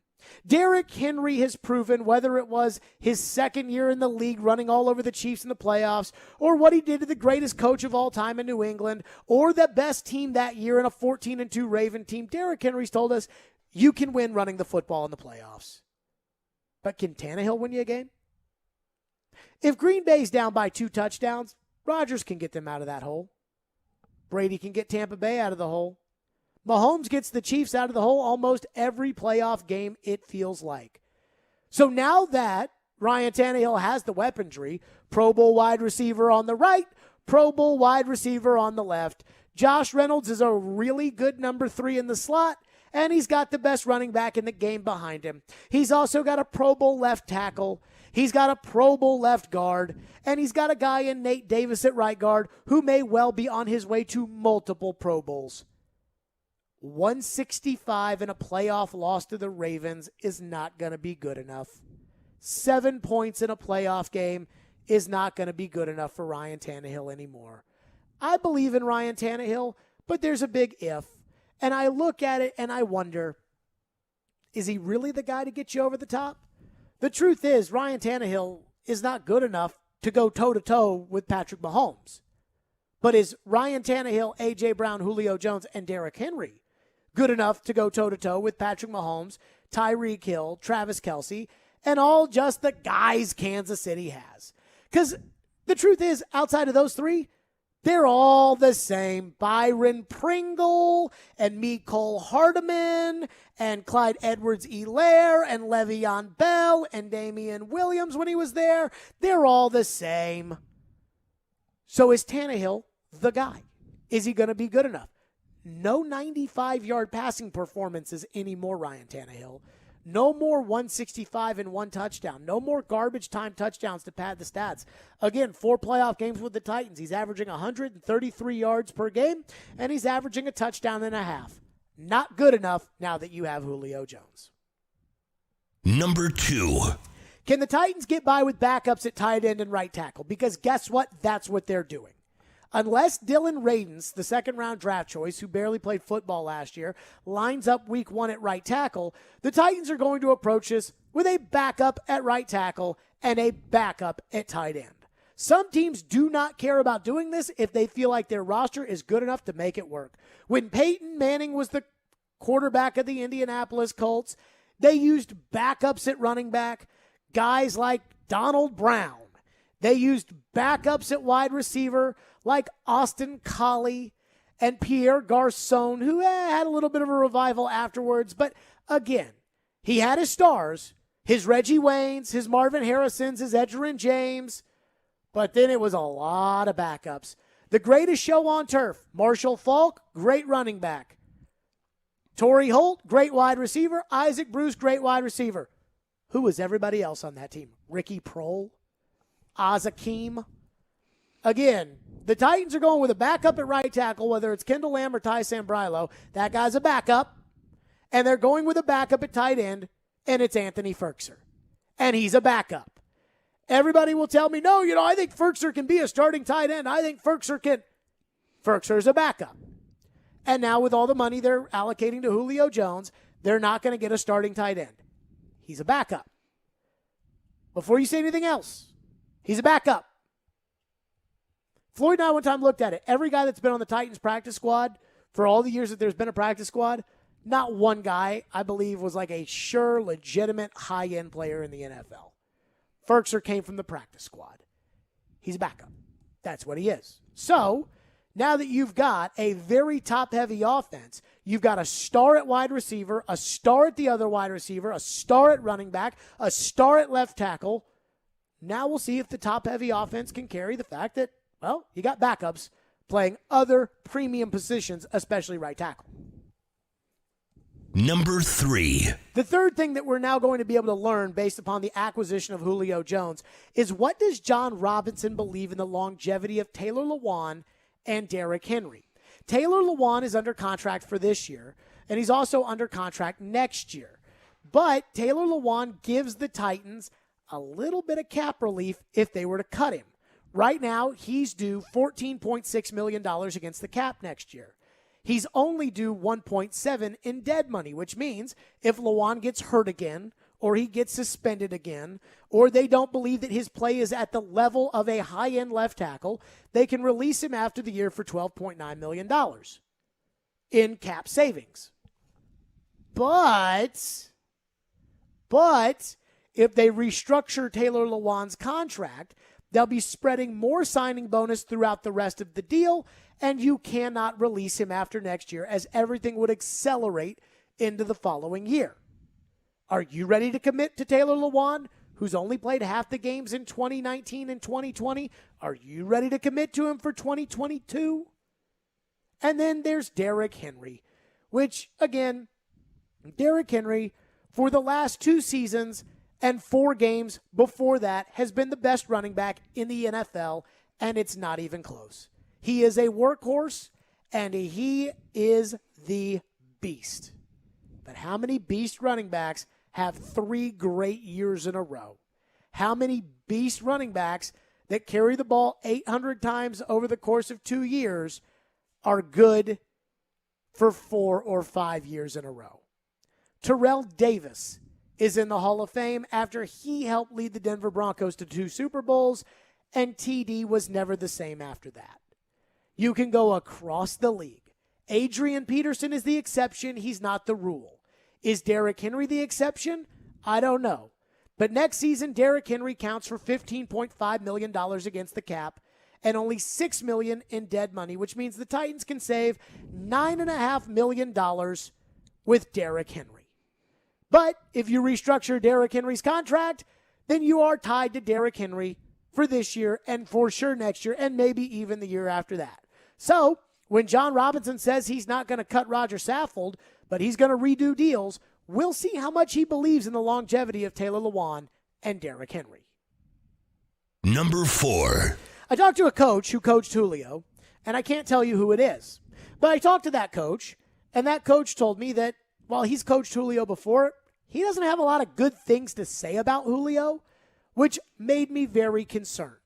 So I think the fourth thing we're going to learn about the Titans, now that Julio Jones is in the fold, is how strong is the Titans locker room? You know, when you add a guy, when you add a big-time, talented personality like Julio Jones, and I don't think Julio's a bad dude, and I don't know Julio. I'm just telling you what that coach told me. But he doesn't have the reputation of Antonio Brown throwing furniture off of a balcony. I'm not worried about that. But Julio's kind of always been about Julio. Remember when Julio signed a contract and then a year later wanted an extension with 3 years left on the deal, and so he started holding out? There really wasn't much Atlanta could do about it, but they had to figure out something because they had to appease Julio Jones. The Titans have built their culture the way they've wanted it. They want everybody to be team first. They don't want anybody to worry about how many catches they get or how many targets. And if that's an issue with Julio, then the Titans locker room, the Henrys, the Tannehills, the Browns, the Ben Joneses, the Taylor Lewans, those guys are going to have to get Julio on the right page. Because, again, I don't know Julio Jones. I don't know how Julio Jones would feel if he gets 3 targets in a game where A.J. Brown gets 7. In a game where Derrick Henry gets the ball 26 times. I don't know how he'll feel. But I can't see it going over very well if Julio Jones isn't happy. And so this is going to test how strong that locker room is. Now, I have said for years, I think the locker room is strong enough to where now they can bring in some strong personalities. A couple of years ago, I didn't feel that way. Now I do. So we'll see how strong this locker room is if Julio's not getting the ball. If Julio is sacrificing for the team. Because it's easy to say right now, I'll do anything to win. It's another thing on 3rd and 13 when Ryan Tannehill, who loves to spread the ball out, decides to give it to Anthony Ferkser. And you're Julio Jones. So we'll see. But that's the fourth thing that we're going to learn about Julio Jones joining the group. And the fifth and final thing that we will learn now that the Titans have acquired Julio Jones. Number 5. This is the moment of truth for Mike Vrabel. Joe Rexrode asked me, because I said now that the Titans have practically told us they're going all in. Now that they've told us that they're all in, what does that mean? What does it mean?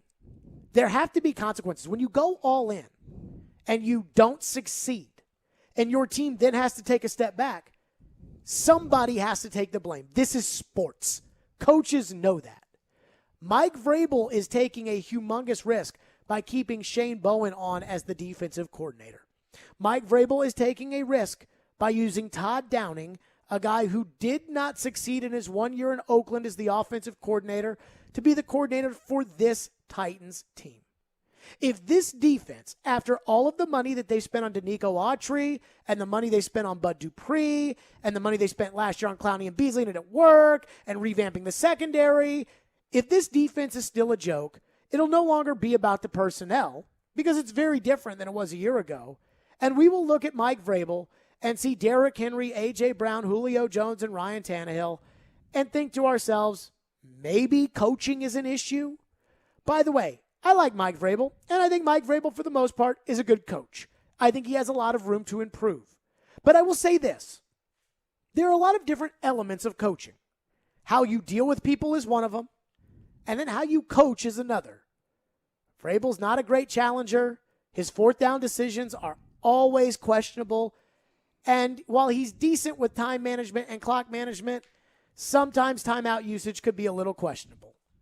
Let's not forget that just because Vrabel made it to the AFC Championship game doesn't mean that he is an undeniably unstoppable, amazing reincarnation of Bill Belichick. Ken Wisenhunt, the worst football coach I have ever covered in my life, and that includes Bobby Petrino 2.0, made the Super Bowl as the head coach of the Arizona Cardinals. It's possible. So those are the 5 things we're going to learn. And Joe Rexrow texted me, and he said, if they go 9-8 this year, you think that Robinson or Vrabel's going to lose their job? I think there's a good chance Vrabel does. I mean, I'm not saying Vrabel's on the hot seat, but the pressure's on. The defense is revamped. I think we're going to learn about Mike Vrabel this year. So we'll see how this shakes out. But those are the things that I'm most excited about. Fans are excited about Julio Jones being on the team because they think now, yes, now we can go. But do you believe Ryan Tannehill can go to Arrowhead and win you a playoff game? If he's throwing for 133 yards? Can you win with a backup at right tackle? Remember, when you made your run to the AFC Championship game, you had Jack Conklin. Do you believe Derrick Henry's going to be running this way until he's 30? What about Taylor Lewan? Julio Jones going to fit in the locker room if he doesn't get the ball. And then there's Vrabel. 615-737-1025. We'll get to your thoughts. 615-737-1025. Plus, is the movement in the sports books a good thing? Or does it overrate the Julio Jones move? We'll discuss next. Stillman Company, we're live from the Wholesaling Studio, powered by RumbleOn.com. It's ESPN 1025 The Game, and we are streaming on the Game Nashville app.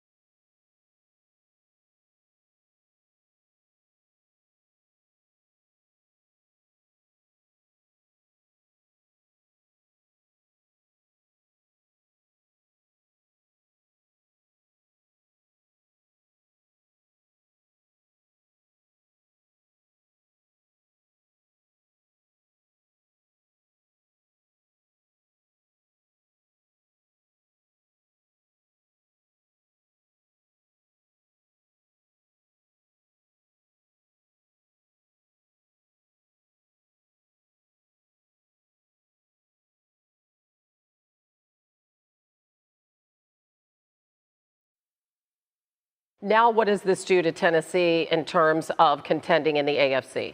Yeah, I just think it makes them even more explosive on the perimeter as far as their ability to produce chunk plays, which, as you know, is really what the game hinges on at the NFL level. I think their DNA is still going to be one in which, from an offensive standpoint, they're going to be run first. They're going to be run centric.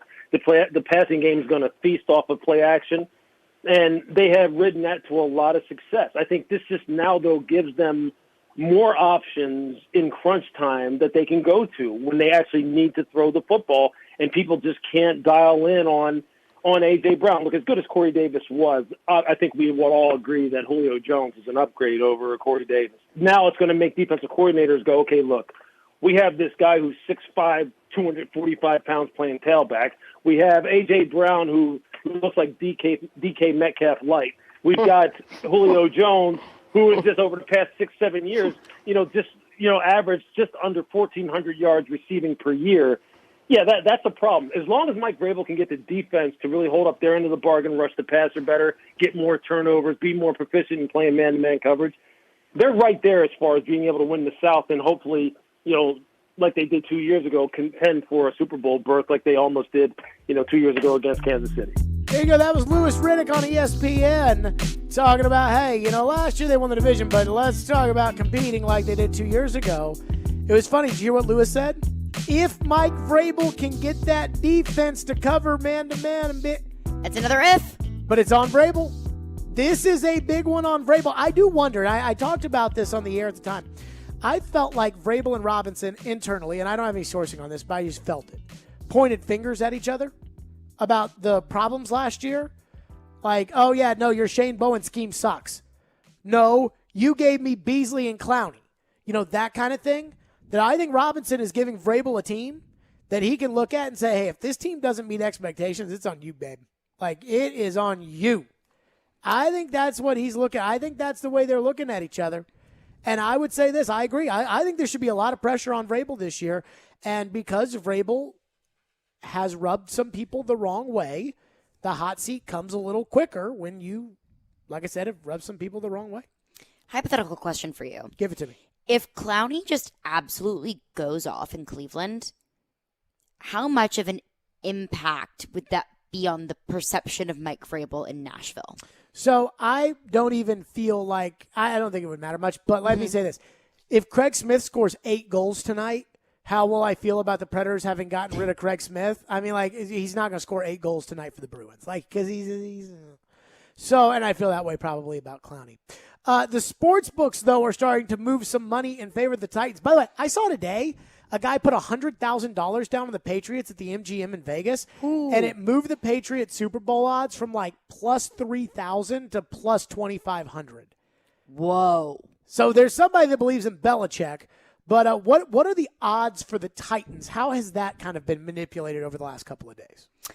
Also, I hope to one day be able to just throw $100,000 on a football game and then just be fine with it. I think that's, it's risky business, but money move. According to the Tennessean, and this was published around 1 o'clock this afternoon, so things could have shifted, but as of 1 o'clock this afternoon, the Titans' odds of winning the Super Bowl dropped from 40-1 to 25-1. The Titans' odds of winning the AFC dropped from 20-1 to 12-1. So pretty big jump there. Are you worried? Because I'm not. I mean, I'm more worried about getting out of the AFC than I am winning the Super Bowl. The Super Bowl, one thing at a time. The thing about the Super Bowl is that it's really one game. It's really one game where if you make the fumble at the wrong time or you pick the ball up or the first Patriot Super Bowl team, if that team had played the Rams 10 times, they would have lost 9. If the Giants that beat the Patriots in both 2007 and in 2012, 2011, if they had played the Patriots 10 times, they would have lost 9. But that doesn't matter. But I'm just saying, I think there's a lot of issues when you get to the Super Bowl. The key is to, because look at Brady. Brady gets the Super Bowl all the time, doesn't always win. That's different. The Super Bowl is one game. Nick Foles is not better than Tom Brady. It is one game, but it's the game. Right. But, I don't think you can look at a team and say, that team should win the Super Bowl. In a salary cap sport, I don't think you can do that. I think you can. What team right now should win the Super Bowl? I guess should or could is two different words, two different meanings. Any team that makes the Super Bowl can win the Super Bowl.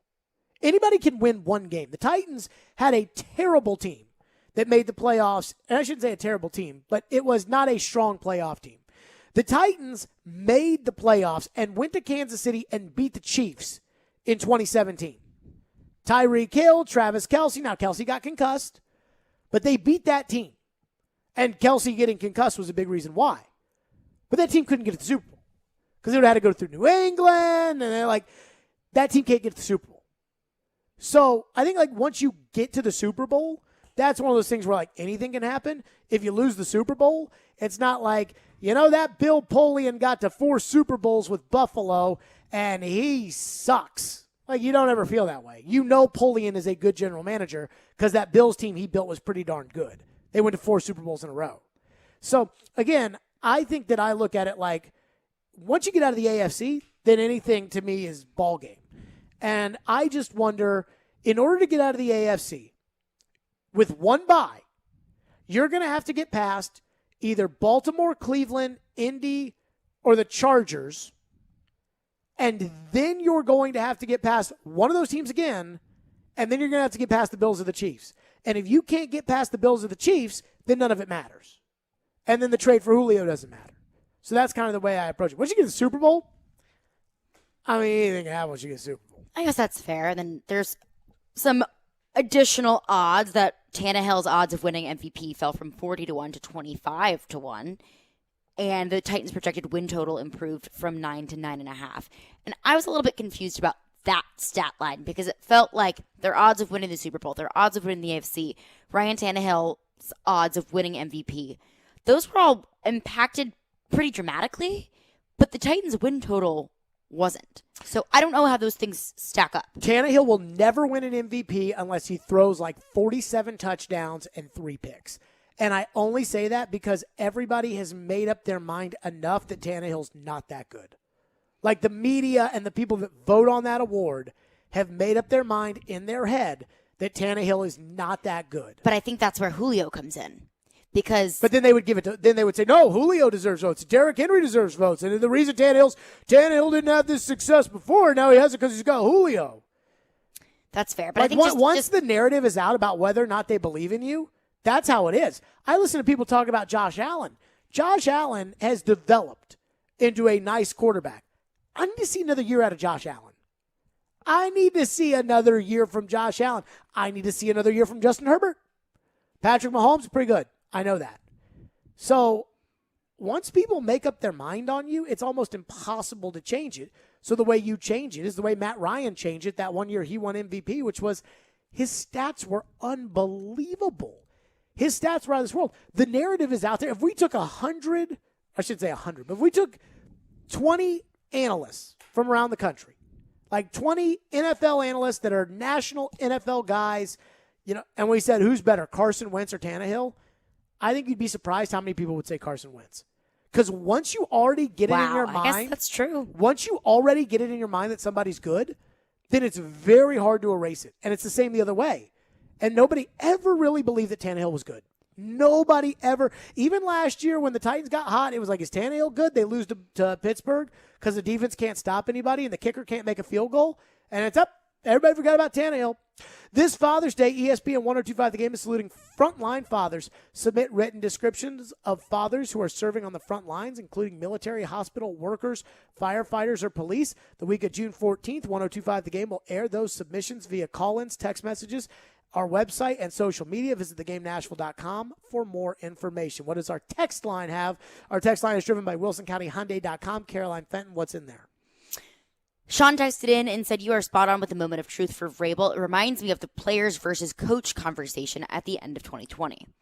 It does kind of feel like Robinson gave Vrabel a team, rightly or wrongly with all the ifs, and Vrabel's part of this. So if you want to take the injured players and you're on board with taking the injured players, then you're taking that risk. But if this defense this year stinks as bad as that defense last year, I don't see any way that anybody has any faith you can turn that around. And I wonder if that's internally as well for the Titans, looking at Vrabel saying, wait a minute. You ran off Dean Pease, according to Wesley Woodard. You ran off Dean Pease and all the evidence that Dean immediately got a job as soon as someone else he knew got a coaching job. You ran off Dean Pease. You elevated your guy, and 2 years in a row you've stunk, and the team has thrown in, $120 million or whatever it is on all of this, and the team still sucks. It's going to be hard for people. The question asking of Vrabel if things don't go well will intensify to a level that he will not be comfortable with. When Vrabel gets uncomfortable, he just turns into kind of a horse's rear end. And when that happens and you're not winning, fans turn on you very quickly. Ask Peter Laviolette. And I don't even think Peter acted like that, but sometimes he got the vibe of that. Fans will turn on you very quickly. Ask Butch Jones. Ask Jeremy Pruitt. Fans will turn on you very quickly. So, I think this is kind of put up or shut up time for Vrabel. What's next? Another texter texted in and said Tannehill didn't have the weapons like Tampa, Kansas City, Buffalo, or Green Bay. Brady had lots of trouble with pass rush and threw many interceptions. He got every weapon he wanted.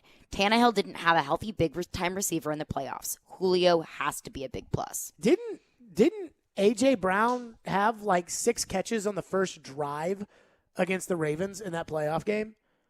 To say that he didn't, somebody said, well, Tannehill didn't have A.J. Brown and Julio Jones for those playoff games in which he averaged 133.5 yards per game. Okay, so now it's put up or shut up time. Now it is, can you do this with these guys? I still don't think he's got better weapons than the Chiefs. I think he's got good enough weapons on paper, but it's put up or shut up time. We got to stop living in this world where people can struggle every single year and we just throw our hands up and say, well, let's see. And everybody's entitled to do whatever they want. But literally David Poyle, the general manager of the Predators, spent last week telling us, well, we'll see on Johansson and Duchesne. And it's been 3 years. At some point, those guys have to start producing. The power play's been a mess. Well, let's see if those guys can play better. No, it's either put up or shut up time, or you're just doing the same thing over and over and over and over again. Tannehill's played 4 playoff games. He's got 133 yards. He's averaging 133.5 yards, and 2 of those he was trailing in. That Kansas City game would have been a game that Blake Bortles would have put 350 yards and they would have lost. But that's how Bortles ended up being everybody's fantasy darling. What's next? Donovan texted in, and speaking of offenses on paper, asked you to rate this year's Titans defense and offense, both offense and defense, versus their best offenses and defenses ever.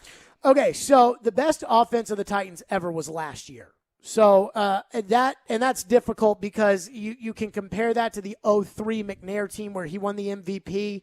I was thinking about this today. Would I rather have Ryan Tannehill, Derrick Henry, A.J. Brown, Julio Jones, and Anthony Ferkser, or Steve McNair, Eddie George, Derek Mason, Chris Sanders, and Frank Wycheck? And I lean towards the 2000 group more. And the reason I lean towards that 2000 group more, now look, they were one and done in the playoffs, lost to Baltimore. The reason I lean that direction is because I know that all those pieces fit together. Does Julio fit what the Titans are doing? I think he does, but I don't know. Is Julio a high-volume guy, a number one guy? Keyshawn Johnson this morning was saying, you don't go get a Julio and make him a number 2 guy. But that's what he's going to be. And he's really going to be a number 3 guy because Derrick Henry is the number 1 guy around here. So I would take the 2000 offense or the 2003 offense with Mason, McCarrons, Drew Bennett, Wycheck, Eddie George. I would take those over this right now, but that's because of the certainty that I know those pieces fit the puzzle. There's a little bit of a question there, but certainly higher upside. Nobody in that group's going to the Hall of Fame. Julio Jones probably is. Defense, look, man, the defense is a total just Roll it out. Roll the dice. I could argue it probably compares to the 2001 defense that was Jim Schwartz's – no, the 2002 defense. Jim Schwartz, terrible first year in 2001, takes over 2002. They bring in Kevin Carter. They draft Andre Dyson, a big need at corner, and the defense was pretty good that year. But that team had Javon Curse. That team had Albert Hainsworth. That team had Tank Williams. That team had Keith Bullock. That team had Samari Roll. So I can't go with all of that. But you did address even more ifs from Julio that we haven't talked about today. If Julio's okay being the number 2 guy. If all of these things with Julio. I did address them. You just mentioned them that I don't think that we've gone into at length. I don't think we have so far either. today. If Julio is okay not being that dude. I mean, there's a lot of questions surrounding the Titans. And if you don't think there are questions surrounding the Titans, you're not living in reality. Now, all the questions may come up perfectly. Like, all the questions may be just rolling right in there, and it should be what it is. But there's a lot of questions surrounding the Titans. 615-737-1025. We start off week 5 of Caroline's.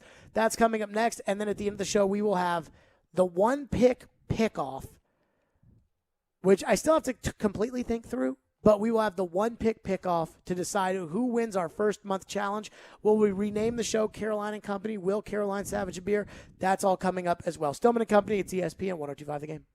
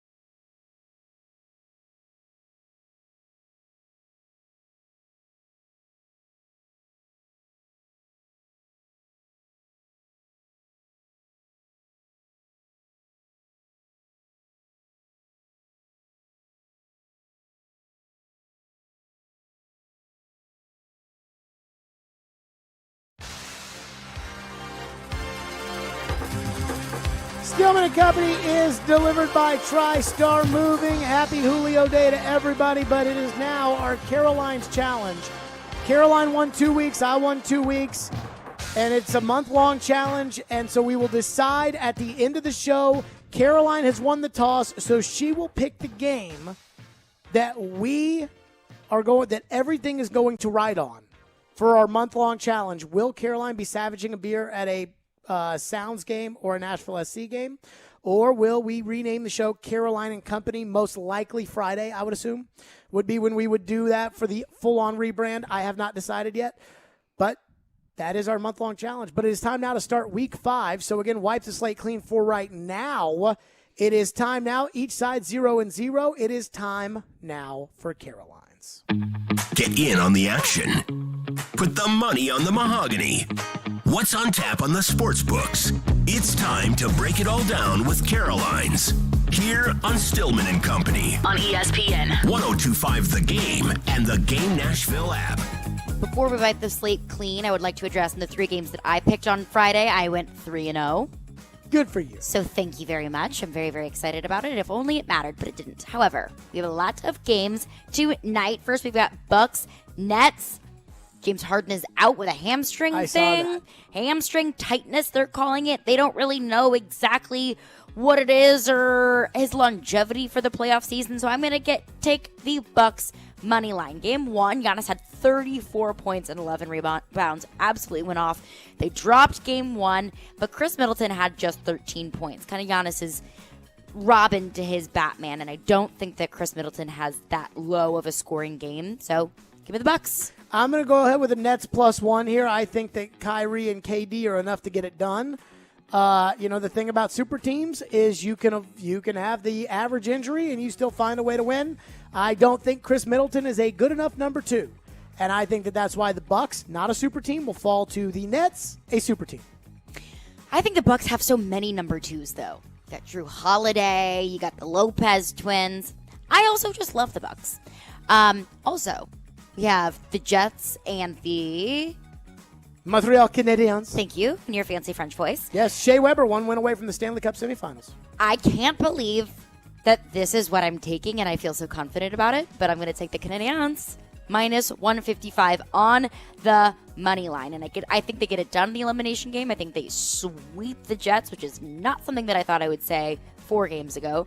Winnipeg looked rough in game 3. It seemed like they almost didn't really have any answers for everything that Montreal was giving them. They lost that game 5-1 last night, and I think that this one will be kind of tricky since both teams are coming off of so little rest. But the Canadiens are on a 6-game winning streak, and Carey Price has allowed just 1 goal in his last 2 games.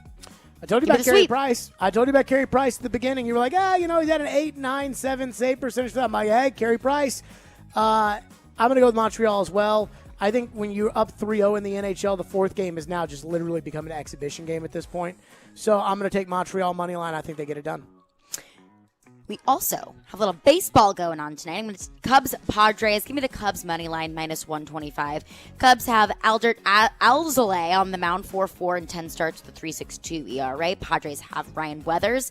I love a lefty, and I think they are so tricky to hit on. He's 2-2 and 7. He is 2-2 in 7 starts and a 2.06 ERA. And the Cubs just narrowly escaped getting swept in a 4-game stint with the Giants this past weekend. I do think the core of the Cubs bullpen is better than the Padres. The Padres offense has looked abysmal as of late, but I think they come back today in a big way. So I'm going to take the Padres in this one. I'm going to go with the local boy. I'm going to take Ryan Weathers. I think he goes and gets it done. So he's from Nashville? He is. I did not know that. Local boy, young kid, young pup. Dad, David Weathers, longtime major leaguer. Vandy commit, decided to sign, bunch of money. I'm going to go ahead, and I am going to take the San Diego Padres to win this game. Slam Diego. I'm not going to go that far, but I will take them for that. I really want to do college softball. I just don't have the numbers on this. So we're just going to do it as like a money line pick 'em. How about Oklahoma JMU? Well, that game's over. I know, but that we didn't talk about that. The game was nuts. For anybody who didn't know, James Madison defeated the number 1 ranked Oklahoma, their very first College World Series win ever. So whatever the money line is, I am going to take Florida State plays Alabama. Okay. I am going to take Alabama on the money line in women's college softball. First of all, I love women's college softball, but I saw Florida State get by Arizona. They are a very impressive team, but I'm going to go with Alabama there. Give me Florida State. I covered a lot of LSU softball in my time there, and Florida State just gave them some trouble almost every time they played them in the postseason. So give me the Noles. Okay, coming up next, we will make our final pick. My guess is it's that NBA game that's out there. We will make our final pick, the winner. I will have to pick the game. If I win the pick, then Caroline Savages a beer. If I lose the pick, then it's Caroline and Company, probably on Friday. 615-737-1025, ESPN 1025, the Game of the National Predators will host a 615 Day celebration presented by Social Furniture at the Ford Ice Center, Bellevue, June 15th, benefiting Boys and Girls Clubs of Middle Tennessee. This all-day event will feature family fun for the whole family while paying tribute to Nashville's annual 615 Day, an occasion that pairs Music City's area code with the date of June 15th. There's also a silent auction now open. Just text Preds to 76278 to check out all the great items to bid on as well. Proceeds will benefit the Boys and Girls Club of Middle Tennessee. For more details, visit thegamenashville.com. Stillman Company, it's ESPN 1025 The Game.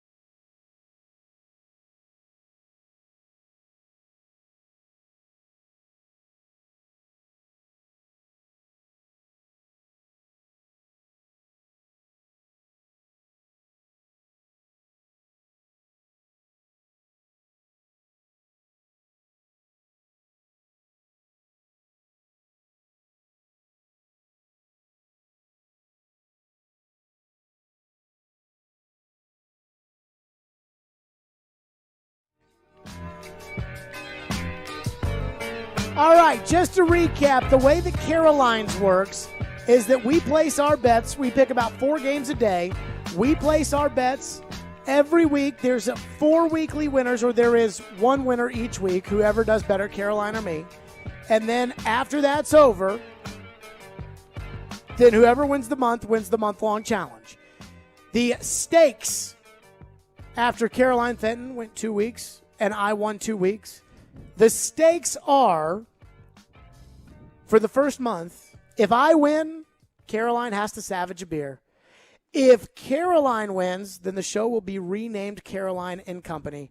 And as we are making the rules up as we go, I just want to be completely frank with everybody. Today I flipped a coin. Caroline called tails. It landed on tails, which means she gets to pick the game, and I have to make the pick.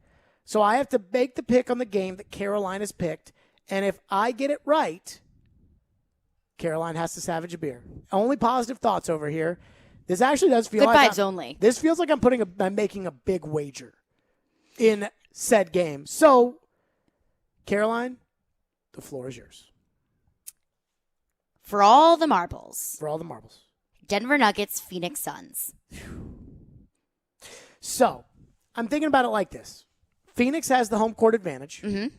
And while I picked against Phoenix, I think 3 times in the last week, I'm not sure home court advantage mattered as much as LeBron's just getting old. Like, LeBron is old, and I bet on LeBron, and I should have known better than to bet on LeBron.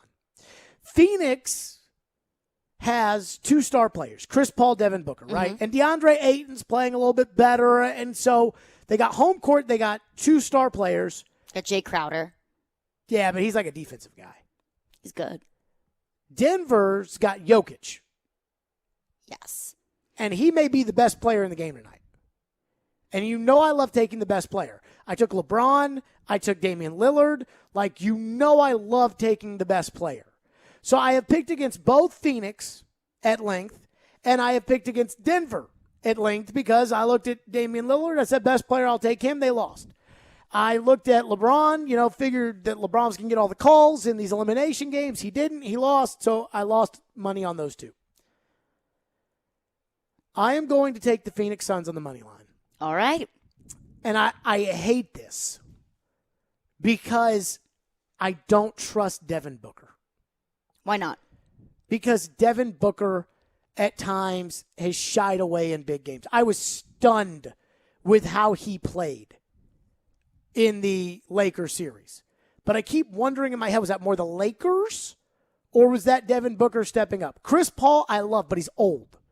And I think Chris Paul, because of his age, I think he gives more once the preliminary games are out of the way. So I'm a little worried about Chris Paul. And then there's Jokic. And I'm worried about him because I think he's a bad boy. He is a bad man. So I'm taking the Phoenix Suns on the money line for all the marbles. Do you like or dislike my official pick now that it is in? Final answer. I don't like it for me. So you would have picked Phoenix as well. I would, but I'm going to take Denver I'm going to take Denver +5. Give me the Joker. Okay. So you're Denver +5, but again, what really matters about the true championship is Phoenix on the money line. By the way, there were about 18 different things with Julio Jones we didn't get to today. We will cover all of those coming up tomorrow. Meanwhile, Preds Insiders is coming up next. Now, I got to tell you, I think I'm going to be watching this game tonight, Phoenix and Denver, which I couldn't give 2 poops about if I didn't bet on it. I think I'm going to feel like I put $1,000 in the game. Oh, when I woke up this morning, that was one of the first things I thought of was today is the day. Today is the day that I make my pick. Pretty big Julio show. That's going to do it for us. We are out of here. Preds Insiders coming up next. We will see you all tomorrow at